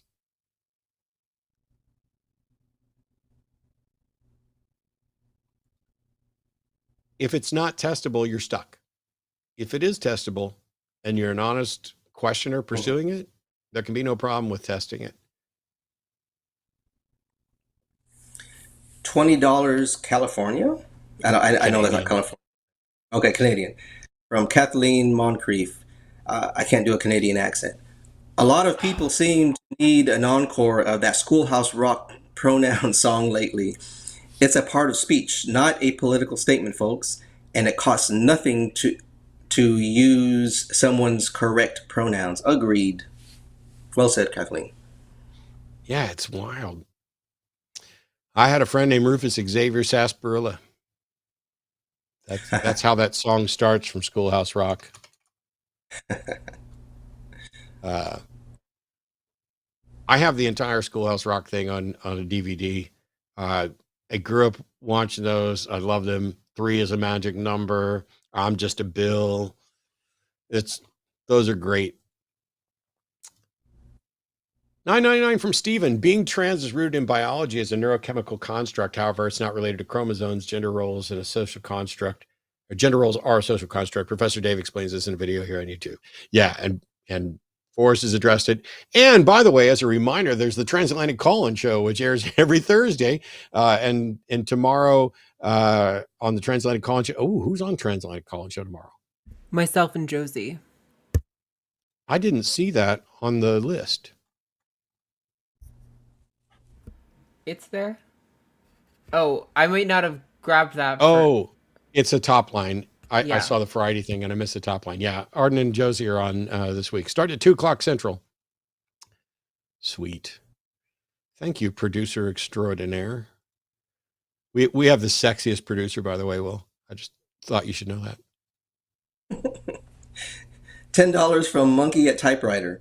Transphobes identifying as, quote, attack helicopters, unquote. I always imagine they think, quote, Ride of the Valkyries is playing in the background. The rest of us hear yakety sax. Yes. Logic and civics in high school, please. That's the Benny Hill song, right? Yes. Damn so it. For those Now who aren't getting the reference, come on, man. That is absolutely brilliant. So Monkey at Typewriters, the transphobes that are identifying as attack helicopters, he imagines that they think, or they imagine they think Ride of the Valkyries like dun, dun, dun, dun, like they're the victorious riding in. And the rest of us just hear yakety sax, which is that's perfect. It reminds me of, there's a lot of like movie trailers where they take the movie trailer for an upbeat movie and respin it as if it's horror, or a horror movie and respin it as if it's a comedy, just by changing the music and editing it slightly different. I'd love to see that. All right. $10 from Storm Chaser Noah. If God can't mess with free will, how was he able to harden Pharaoh's heart? Had to talk with my grandfather about this. Sounds like denial of contradiction to me. Yeah. The problem is that the people who say God can't mess with free will, I don't know where they got that idea. And typically what most Christians that I've interacted with will say is God won't mess with free will. And I've used this example to point out where he does, where it's very clear, not every time, but on some of the occasions where Pharaoh is ready to let people go after being punished, God hardens Pharaoh's heart. Not Pharaoh's heart was hardened, but God hardens Pharaoh's heart. And so it's like, it's very much a I'm not done showing off thing.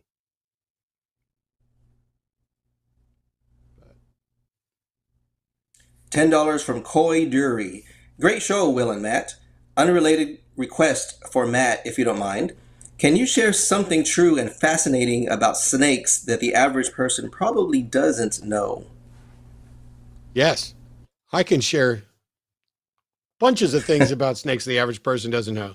So first of all, ball pythons have heat pits around their mouth, although there are a couple of morph mutations that remove those heat pits.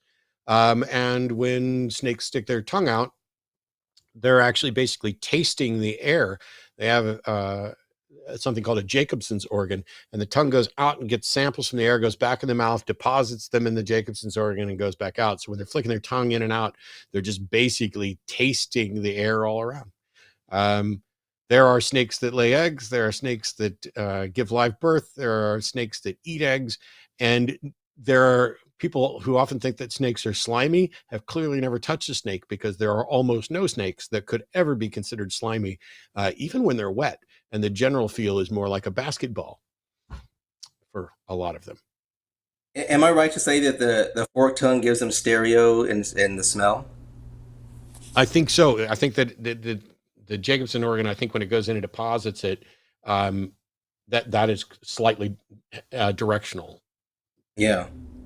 But I don't know for sure. But also, we had a snake with a respiratory infection, which we took to the vet, and we have a brand new bearded dragon that got its eye injured on the first night here. And they both ended up going to the vet today. So despite me being under the weather, I spent the morning picking up 1,000 pounds of rat food and taking 2 animals to the vet.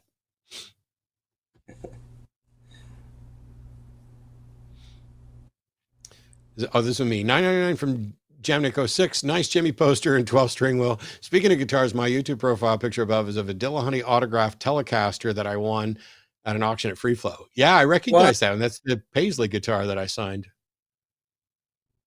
Nice. And yeah, we got to meet down there, and I'll be coming back to Orlando in May. $20 Canadian from TACIS. I use CBD oil to manage my nerve damage pain. Matt, have you tried medical weed?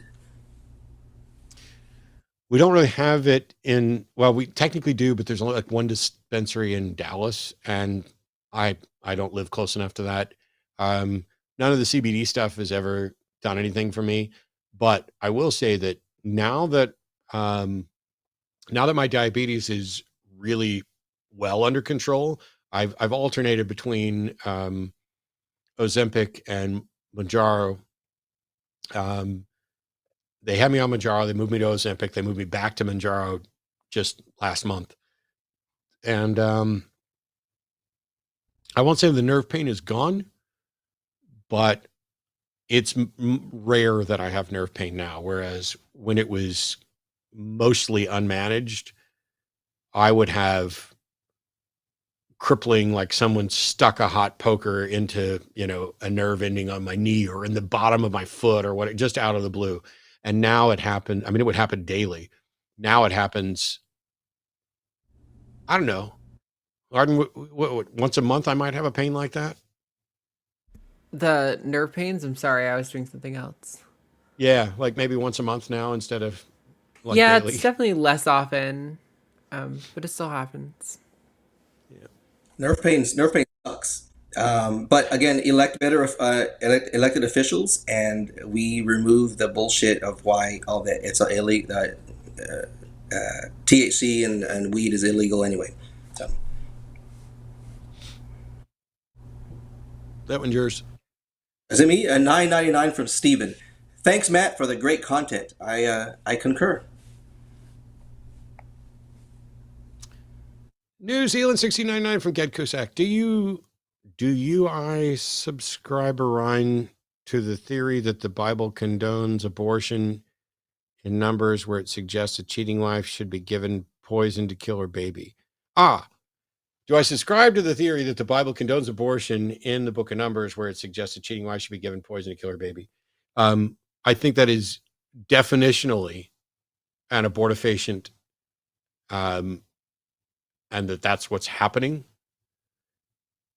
Whether or not it condones abortion is a separate issue, because the primary thing there is that this is a test for infidelity. And so it seems that what it's actually advocating is getting God to do an abortion of a bastard child. And that's, I mean, I don't know how else to interpret that other than that.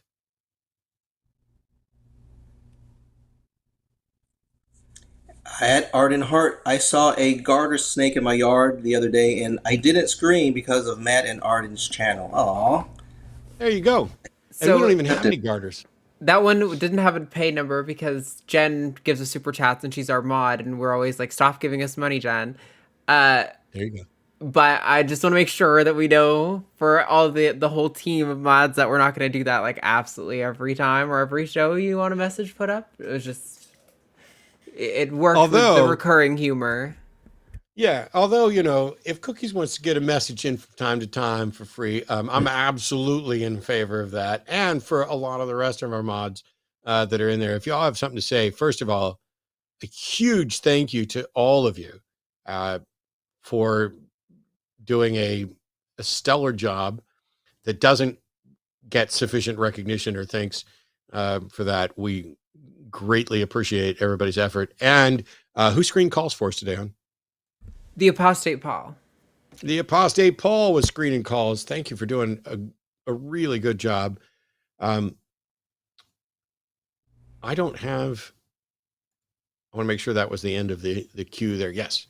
So thank you so much, Will, for agreeing to join us today and sticking in for the long haul.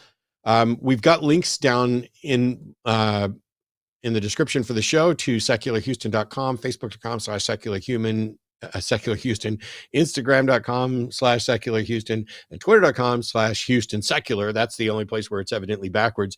Is there any other contact information that you need to give out other than will.judy@atheists.org to contact the Texas State Director for American Atheists?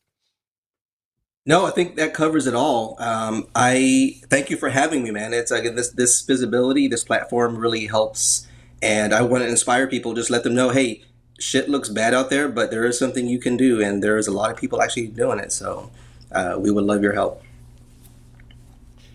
I appreciate that. Thanks so much. One last super chat came in right at the end from Jupe the Malignant. Thank you for the mention that God must have existed for 0 seconds. My own personal goddess is a Spider-Gwen because she conquered death cooler than Jesus. Conquering death seems to have a pervading connection to divinity. Yeah. Now, I'm not familiar with how Spider-Gwen conquered death, but I'll have to go look into it because I haven't actually seen all the Spider-Verse stuff, but I am an MCU geek. And yeah, I'll have to check that out. In the meantime, I do this show on Wednesday nights. I also do the Sunday show, although this week I'll be doing the Sunday show after dark with Shannon Q. The regular Sunday show will be Eric from Skeptical Scoundrels, and Forrest show Sunday's going to be awesome. Don't miss Skeptalk with John Gleason and London Storm. Chewed Gum next week with Eve and Alyssa, and Daryl Ray will be joining me in the Hangout next week. Don't forget about the Transatlantic Call-In show tomorrow with Arden and Josie. Awesome shows all the way around. But there's a lot to be done. I know the world is kind of watching the trial of, or the trials of Donald Trump and wondering what's going to happen. Is he going to be convicted? Is he going to go to jail? Is he going to go to jail before he's convicted for that, for violating gag orders? What's going to happen after this trial, since there are other trials with other criminal proceedings and everything else? Is there nothing that can stick to this person? You know, we've had David Pecker in there talking about the catch and kill stuff that the National Enquirer did and inventing fictional stories about Ted Cruz's dad that, you know, Trump gets to reference from his bully pulpit. And it's going to be interesting, but don't let it distract you from the fact that there are real issues going on all the time. There's a war in Ukraine, there's war in Gaza, there's protests against what Israel's doing. There's complaints about anti-Semitism. There's complaints about anti-Palestine. There's fights about literally anything and everything. We have two really old white dudes running for president, and one of them is going to get elected. There's no real other option other than those two. There may only be one if one of them ends up going to jail, and there could be some kind of scramble here at the end of the year. Don't let it distract you.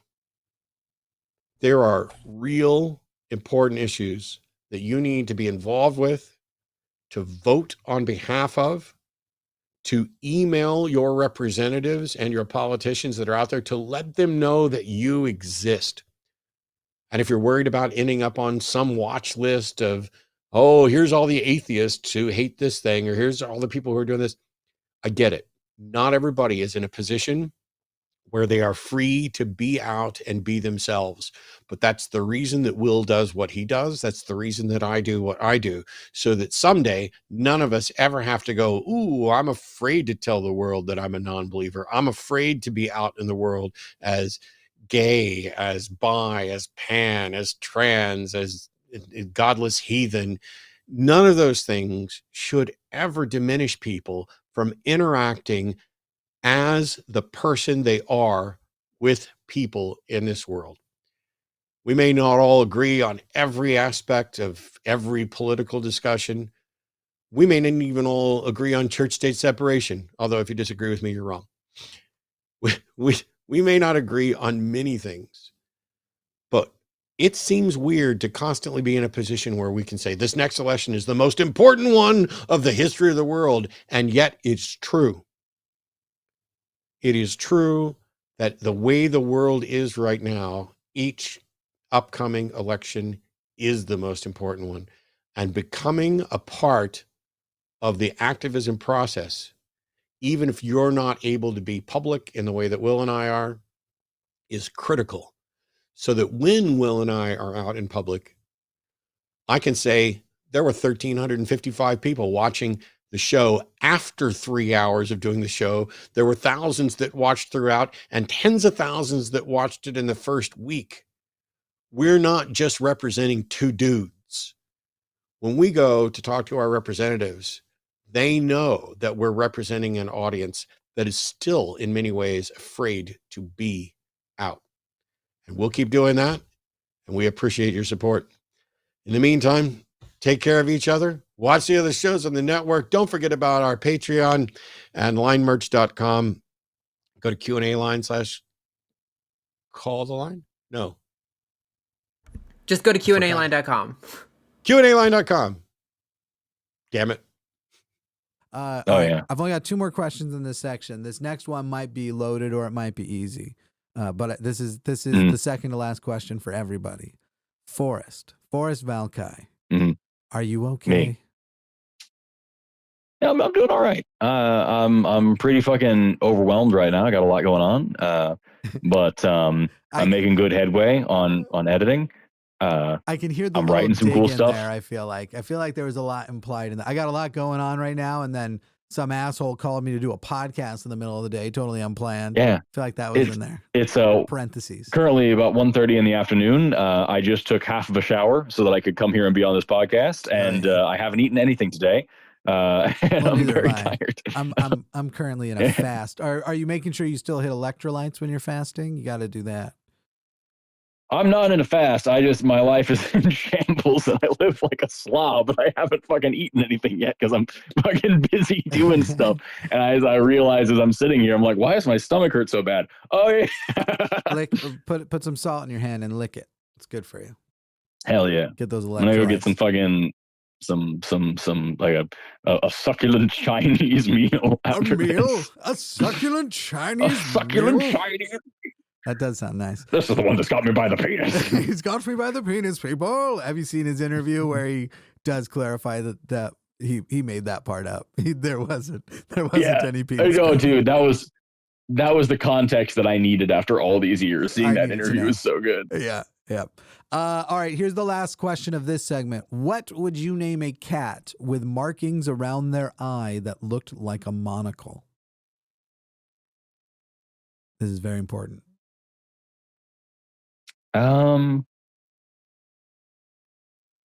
No wrong answers. I would name Erasmus. Okay. Erasmus. Or Snert. Okay. All right. I'm trying to remember. Or like maybe Brungus. Brungus would be good. Eve's answer was something like... I'm bad at naming things. Eve's answer was something like Gertrude, and I realized when she said it that I had done like the riddle where like the person comes in the hospital, I can't operate on them because this is my son, how is this possible? And it's just to expose sexism that the doctor is the mother. And I was like, shit, why did I assume monocles were only worn by boys? I was like taken aback that she was saying girl names, and I realized I don't think I've ever seen a girl wearing a monocle in my life. It'd be hot. Just a monocle. That's my new podcast. Welcome to Just a Monocle with Jimmy Snow. No, my new podcast, the personal one that won't be unplanned and impromptu like this, it's the best name that anybody's ever come up with. Have I already told you this? You haven't, but feel free to shamelessly self-promote. Well, it's not even out yet, so I can't. What are people going to do? But anyway, the podcast featuring me, Jimmy Snow, will be called. This is the official name. Jimmy Snow has a podcast. Nice. Isn't that just the best? Nice. All right. I love that. That ends the personal questionnaire. If you've got time, Thank God. We're gonna do the read some YouTube comments directed at you. I bet they're gonna be all mostly nice, and then we'll do the game, and we'll call it a day here. Let's see. Yeah, let's do it. Let's type in Forrest. If they are nice, don't do it because I can't handle that right now. Let's see. My compliments to the chef for the title's use of shred. Bravo, Jimmy and Forrest. One of my favorite combinations of people. I agree. I think we tag team well. We work really well together. Yeah. Thanks, man. I appreciate it. Our last show we did together was a lot of fun. It was. I'm still riding the high of how much fun I had that night. Hell yeah. Erika is awesome. I was ecstatic when I see her and Forrest doing another show that I watched. John, go home. You're drunk. Let's see. Right on. This one is how you and Aron are awesome. You're saying you don't want too many compliments. Okay, here's one that's a little critical. I'm surprised that Forrest and Aron, though they spelled it Aaron, didn't call out the caller on his dishonesty. He began by proclaiming that science led him to deism with the vapid glass metaphor, but quickly shifted toward it being a residual daddy issue from early religious indoctrination. Do with that what you will. Do you got anything? Okay. Yeah. It's literally like when you're in the hot seat and somebody's gish galloping at you, people are always going to be disappointed when you only manage to knock out 7 of their 99 statements.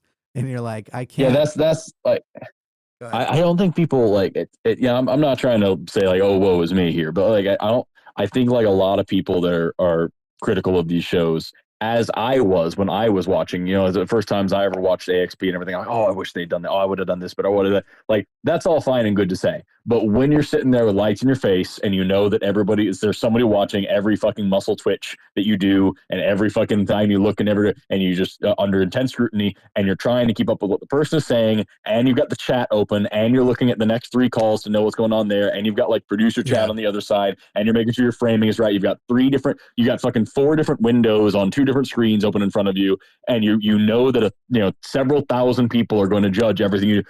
You're going to do your fucking best, and that's what's going to happen. And if you think you can do better, become a host. Like, start a channel, do some stuff, get good, get famous, call us, and we'll give you a job. Yeah, no shit. Yeah. Here's a on the same episode where the person who was like, I don't like your reaction to Chuck for being a bigot. Someone else within moments of that same one had written, lol, Forrest going ham on bigots is literally my favorite. So it's funny how often that happens where you get the 2 inverse comments from each other. 2 things about that. Number one, like, fucking, what kind of person would I be if I let that shit? Yeah. Go ahead and do this rant. I just need to step away for a second. Okay. There's been something delivered to my door that needs to be put in the fridge. So I'm going to step away and you do your rants while I'm gone. Don't say anything I wouldn't, because I will listen to this in post, probably, maybe. We'll see. Okay, it'll be short. You go ahead. All right. I was gonna say that, number one, like, what kind of person would I be if I just let that shit slide and just dealt with what he was actually saying? Like, you gotta fucking stand up for your trans homies. And then also, like, to the person who was saying that you should have let this go and you shouldn't have, and like, I'm all for. Yeah, I think they said something along the lines of like, I'm all for standing up for trans people too, but like, you didn't need to take it this far. Fuck you then. You're not actually for standing up for it. If you have like trans friends and you aren't willing to go to bat for them and you aren't willing to get into fucking fight with somebody who's being shitty and disrespectful and dismissive of their humanity, and you aren't willing to vote in a way for people who are going to protect them and protect their rights and vote against people who are going to fucking hurt them, like, you don't have trans friends. Trans people. And there's a big fucking difference. So like, put up or shut up. That's what I'm saying. And then since Jimmy's not back yet, I'm gonna say here that if you ask really nicely in the chat, Jimmy will show you his belly button. He will do it. So if you're watching this, or I guess listening to this, I need you to, on the next several shows, ask Jimmy to show you his belly button, and he'll do it. If enough people ask, he's a little shy, but if enough people ask, he'll do it. So I need you to start asking him, make it a trend in the comments. We need to get the numbers up so that enough people on every show are like chanting in the comments, show that button, show that button, show me that belly button, Jimmy. Because he'll do. He's very proud of it. He's very proud of it, and he wants people to know about it, but he's embarrassed to talk about it. He doesn't want to feel like he's leading the charge. You know what I mean? So you have to ask him to give him the confidence he needs to show you something that he's very proud of, which is, again, his belly button. My belly button? That's that. So don't listen to any of that. Don't worry about it. It's funny that you say that because I have said many times I would rather my straight up dick pics leak than pictures of me casually shirtless. That is not 1000% true. I have a pretty deep belly button right now. Hopefully. Yeah, I told him how proud you were. You don't need to fucking brag. It's deep. A lot of lint gets in there. It's always dark blue, even if I wear a white shirt. It's the weirdest thing. Keep it to yourself. Somebody explain the science of that. How come if I wear a white shirt, I still get dark blue lint? Where is it coming from? I need to know. From what orifice did I produce this lint? Let me tell you, I forgot I had ordered groceries. The only reason I ordered groceries was because there is a chance that Matt will be stopping on his way home from a convention today to utilize my woodworking, we'll say skills, even though it's more tools, but might need to use one of my woodworking tools on the way home. And I realized that there's a high chance he'll need to use the bathroom. Every time he stops by, he usually does. He or Arden will, and the hand soap in that is in the, that phase that you're in denial about needing to refill the hand soap, where you're like pumping it like 30 times just to get the right amount in, or you're like opening it and wiping it out with your finger. It's kind of in that phase. Yeah, I know what you're talking about. I haven't been there in a long time, but I get what you're saying. Yeah. Amber and I are bougie, and we wait until there's a fucking like Bath and Body Works sale, and we order like 5,000 fucking soaps and just keep them everything. We're fucking. You should come by sometime. Try our cool soaps. We have 1 million of them. I will. I do order a lot, but I'm finally at the end of so I just did a soap refill, but with it I had ordered roast. That's why. Yeah, that's what I'm saying. We never have to refill it. We can just exchange the soaps because we're that fucking cool, y'all. I'm not trying to boast or anything like that, but we're rich in soaps over here. Rich in soaps. God, I didn't know they were doing that well. We're fucking living high on the soap hog. Let's see. The soap hog. Someone said that you and Josie on the channel, you and Josie have the warmest smiles. Cool. Yeah. Yeah, everything's pretty nice. I'm trying to scroll to find you something else. It's about 98.6 degrees in the mouth. Hell yeah. Forrest's face when he said he has a sexual relationship with God has me fucking crying. You stole that from me, you bastard. That's my bit. I don't know what you said, but apparently you said you had a sexual relationship with God. No, I didn't say that. Some guy. It was when it was like one of the first shows I ever did with Matt, and this guy called in. I think it was biblically. I think we let biblically on for a time, and he at some point or another said that he has his relationship with God is like so complete and so perfect. He even has a sexual relationship with God. And I think the thing I asked at the time if God is a top or a bottom, and it like nobody answered me, but like everybody in the comments was like that was like the trending thing for a second. I saw in the comment section of that one. I see. Okay, at least you didn't steal my bit. No, I'm just kidding. You can have all my bits. That I heard it as it came out. It's not what I meant. It's fine. It's fine. It's you know what's funny is Eve and I were talking about this when we were reading the comments. How you and I have a similar chemistry to what she and I have. I would say our on-air chemistry is almost identical. And yet when she and I are having a good time together, the comments are, wow, Jimmy flirts with Eve a lot. And never is it that I'm flirting with you. And arguably, I am. No, I'm just kidding. But it's weird. I mean, it's weird how I think people don't realize just how queer I am. Except for that one guy who I commented about how every time I bring it up, I need to stop bringing it up because every time I do, he can't stop himself from imagining me sucking his dick.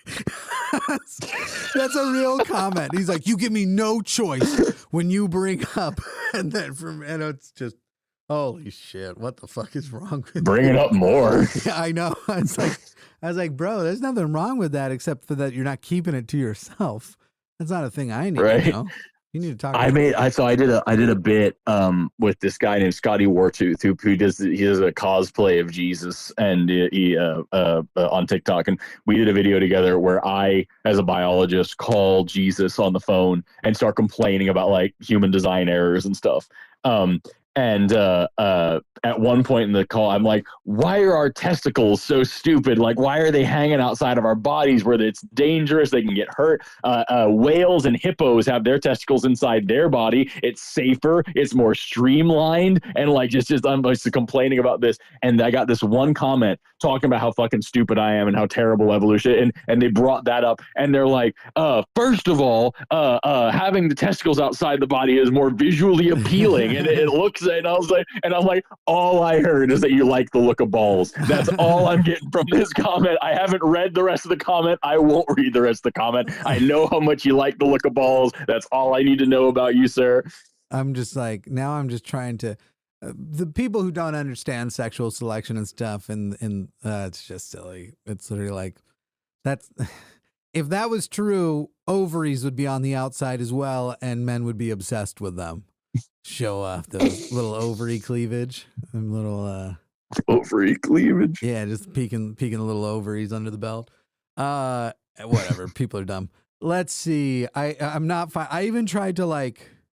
Oh, here's a great one. Forrest Valkai continues to be the only good host.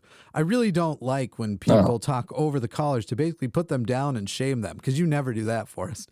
Doesn't matter if they're wrong. Nope. That doesn't warrant shaming them, and only serves to get their atheist viewer base to go, ha, look, stupid Christian. No, I mean, this person's correct in every way, and I am the best host, and that is exactly why. Smash that like and subscribe, but to me instead, they go to my channel, like and subscribe. I don't have a problem with anybody saying that they're the best host, because I don't feel I'm the best host. So I'd have to. I don't feel I'm the best host either. I'd have to third person approximate. I'll tell you who I think will be the best host in a couple years. I'll tell you off air, or maybe not even a couple years, but one of the people who works here, I'm seeing the rate at which they are getting better, and I'm like, okay, holy shit, this person's gonna be fucking nuts before too long. Yeah. But I don't want to put pressure on them or tell people who my favorites are. All right, let's do the quiz. You down?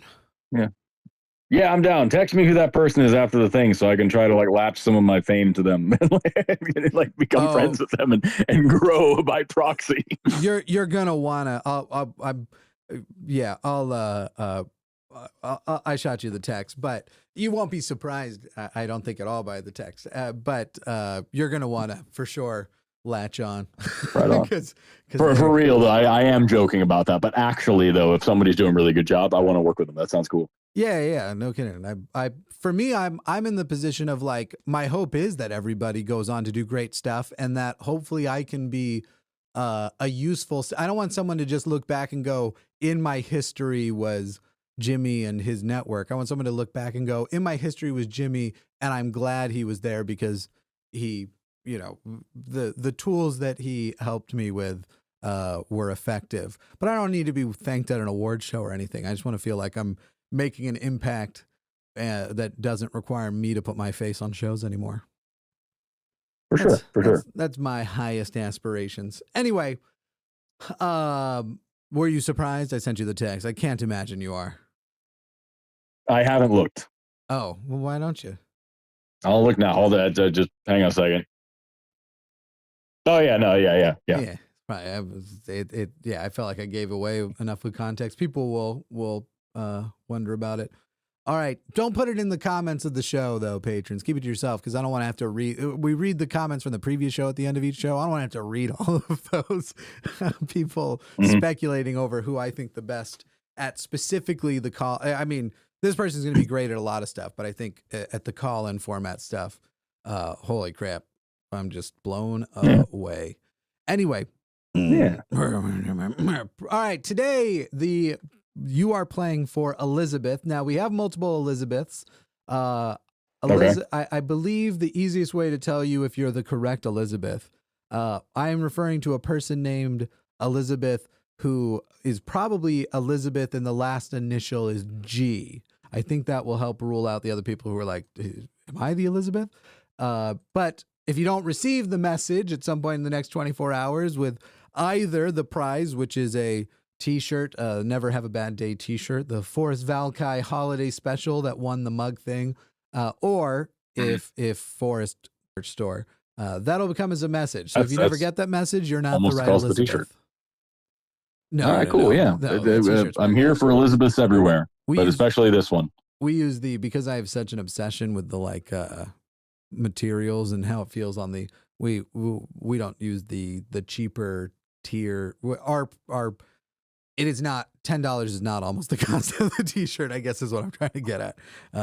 We do the nice, super soft, autism approved ones. Anyway, here we go. Yeah. Of these 5 of them, it's 5 questions. 4 of them are multiple choice.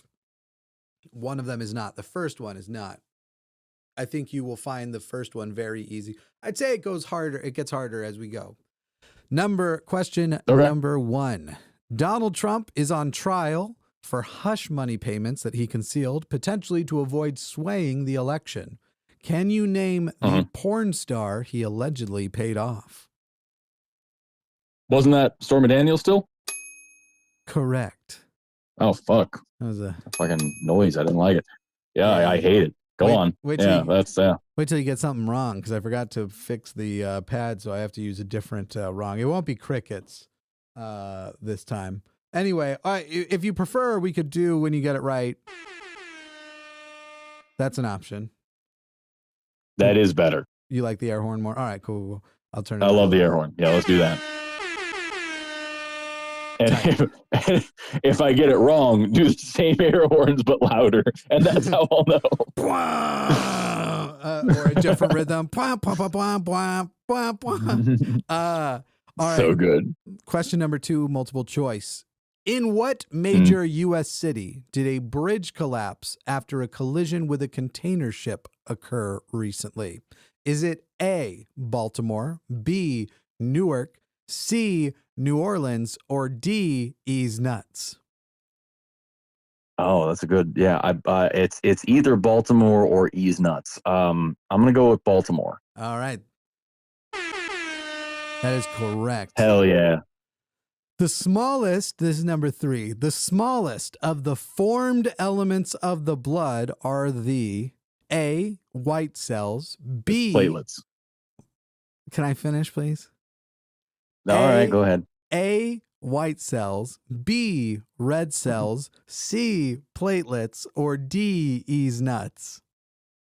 It's platelets. You actually put them in order of size. White cells are the largest, red cells are kind of middle, platelets are small, and your nuts are tiny. So that's exactly how it was.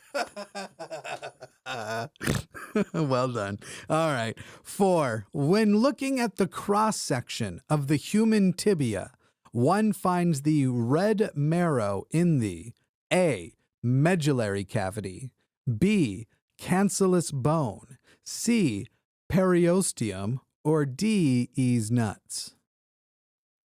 I'm 99% sure it's medullary cavity. Is that your final answer? I know it's correct, but what was the third one again? Periosteum. Yeah, no, it's not that. Yeah, it is medullary cavity. Yeah. Correct. All right, this is the final yeah. question. You've already, Elizabeth, if you are Elizabeth G, if you're out there listening, you have qualified. You have won the T-shirt. You will be receiving a link with a promotional link. When you click that, it will take you to our store where you will be able to get the shirt and the shipping for free. Congratulations. But this one is for kicks and giggles and a bonus and fun. Name the fallacy committed in this statement. My son listened to Taylor Swift as a kid and now he's gay. Is that A? Wait, do you want to see if you can name it without the multiple choices, or do you want the multiple? Correlation and causation. But that's not what the name of the fallacy is. Oh, fuck. Right. Okay, give me the names then. Yeah. Is it A, the genetic fallacy, B, the post hoc ergo propter hoc fallacy, or C, begging the claim, or D, nuts? I think I'm trying to remember because like that's the names of these things fucking suck. That's true. I think I want to say genetic, because that's like no, it's post hoc ergo proctor hoc. I think. Correct. Hell yeah. Yeah, a genetic fallacy would be more like my son is gay because he how would I make it? The genetic fallacy is like the origin fallacy. It originated, that's wrong because that's where I was confused. I was like, is the gayness originating? But then I was like, no, it has to be like the arguments originating from a thing. Therefore, I do or don't like it. And it's like it's like argument from authority, but worse. Yeah, it's almost the opposite. Like that's wrong because Fox News said it, kind of thing. Right. Yeah, that's genetic fallacy for sure. Yeah. Well done. You have one. We'll little applause here. Woo! Oh. I love this. Get those people out of your house. This soundboard is the shit. It's got the theme song on it. Oh. Obviously, it's how I'm talking to you through my phone, just a Bluetooth connection. It's got multiple mic. I love this soundboard. I'm very happy that, and I don't even have it connected to a computer right now. I can literally take it with me, record stuff anywhere, and I'm good to go. Nice. It's tight. Anyway, I don't know why I'm talking about my soundboard. You might want one day. I don't know if you ever do a podcast. That's all I need you for, unless you want to stick around for the comments from the last episode that I did with Eve, which you are welcome to do. But I understand you're a hungry fella, and I don't want to keep you from that. I'm quite. I've got a lot going on. But yeah, no, it was a lot of fun. Thanks for having me on the show. It was wild. It was better than you thought. Thank you to, wasn't it? Like you went in and then you had a good time. I bet. What I think is really notable is that this was just a phone call between you and I. Like this, the length of time we've been talking, the shit we've covered, the irreverence of the conversation.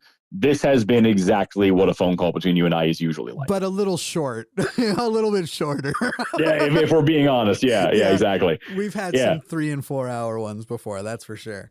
No, I appreciate that you quickly made time to get it done. I wanted to do this for a couple reasons. First of all, before we go further, and I wonder if I should have looped this at the beginning, or maybe I'll add it at the beginning, but, we're obviously talking to mostly an audience of patrons.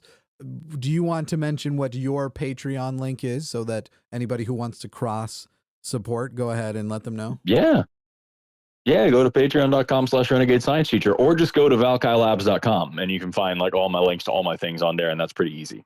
My lowest tier is $3. It's pretty chill. So and the thing is like the shit that you get on my Patreon at the higher tiers is like, a Zoom meeting once a month. You get in my Science Probably book club, things like that. But most of it's just bonus content about just like shit that I'm doing. Like I don't post any like extra stuff like Jimmy does. I'm not saying my Patreon isn't worth it, but like I think that education should be free, and so like I try to keep everything free. But Patreon is a fun and exciting and accessible place for everybody who wants to spend $3 at least. Cool. As I do these shows, certain things come up and I go, oh, I want to make sure we do that again in future shows, make that a segment. So in the future, I will try to make sure that everybody who, while they're promoting their Patreon, do slightly shit on my Patreon. Let's make sure we make that a tradition now. For sure. For real, man, I really appreciate you doing this, and I'm glad I'm trying to get as much done with you before you leave for the summer. So imagine I will probably annoy you more before you go, though probably won't do another one of this podcast before you head out, but we'll see. Yeah, whatever works for you, man. Seriously, I'm easy. So yeah, I've got I don't know when this is going to come out, but I think I've got like today. It's coming out today. So I've got like 4 more things on the line. I've got I'm doing a show with Roxanne. We're doing a Cus I Wanna, I believe, next Friday. On Monday, I'm doing the Sunday show tomorrow. On Monday, I'm doing Skeptalk with my friend Morticia. She's a microbiologist, and I think I'm doing the next Sunday show as well. So like, tune into all those things and send lots of super chats and help me make those shows as weird as possible, because they're going to be some of my last shows for a while. Yeah, I think I've got one more. I've got one more in May. I'm going to do one more Skeptalk with Jesse, and then that's going to be my last on-air performance for a minute. Plus, you'll be participating in the charity streams. Yes, I'll be in the charity stream as well. Yes, that first weekend of May. That is correct, and I think Austin is going to be my co-host for my little segment there. And one other person, I don't remember who. We're doing panels of 3 this year instead of 2 because we have enough people. But you'll have one other. It might be Seth. I don't remember though. I'm down to hang out with Seth. That's nice as fuck. I'll let you know. Yeah, you're on the Sunday show with Eve this week, and at the end of the Sunday show, we're going to preview a portion of this week of this podcast. Right on. So it's going to be cool. It's going to be cool. Right. That's another reason. Yeah, I'm really excited to work with Eve. I've been friends with Eve on TikTok for a while. I met her once at a party. She's a very, very nice person. We've never had the chance to actually work together, though. I'm really excited to see how that goes. That's going to be a good show. I might even watch it, which I watch so little of our stuff. Just make sure you do stop by 5. Do stop by 5. You know, we gotta make sure that we don't bleed into other stuff. So yeah, awesome. Well, it's great talking to you. Thank you again for doing this. I'm going to read the comments off to people and do the outro, but I appreciate you, buddy. Right on. Yeah, I'm gonna go soak. But it's been tons of fun being here. That was a callback to your Mormonism. But I'm gonna go away now and get some food and then get back to work. But this has been the most podcast I've been on all day. Hell yeah! You go enjoy your succulent Chinese meal. I certainly will. Thanks for listening, everybody. Goodbye. Later, dude. Well, that was fun, and it always is. The guy cracks me up. I just like him. He's a good man. He's a fun man, and he's long-winded. That's for sure. But I don't want anybody to think the crickets thing was actually done out of anger or bitterness or anything. It was. He and I can both go on for a long, long time, and I just hope one day he's as confident pushing me along as I am with him, because I deserve it. I really do. But I just love the guy. His passion is infectious. His kindness, his compassion on top of he's just a good dude. And it's fun. He's like, I'm trying to remember what show it was, but I watched, what was it? Where just somebody was they like hired an investigator who was like, go find everything you can, all of the dirty laundry, all of the skeletons in the closet. And then he goes and looks, and there are none. Like there's nothing. The guy's like perfect. That's kind of how I feel, where I'm just like waiting for that day of like, what part of you sucks? And so far, nothing. The guy's just a good guy. He's a good man, good friend, good person.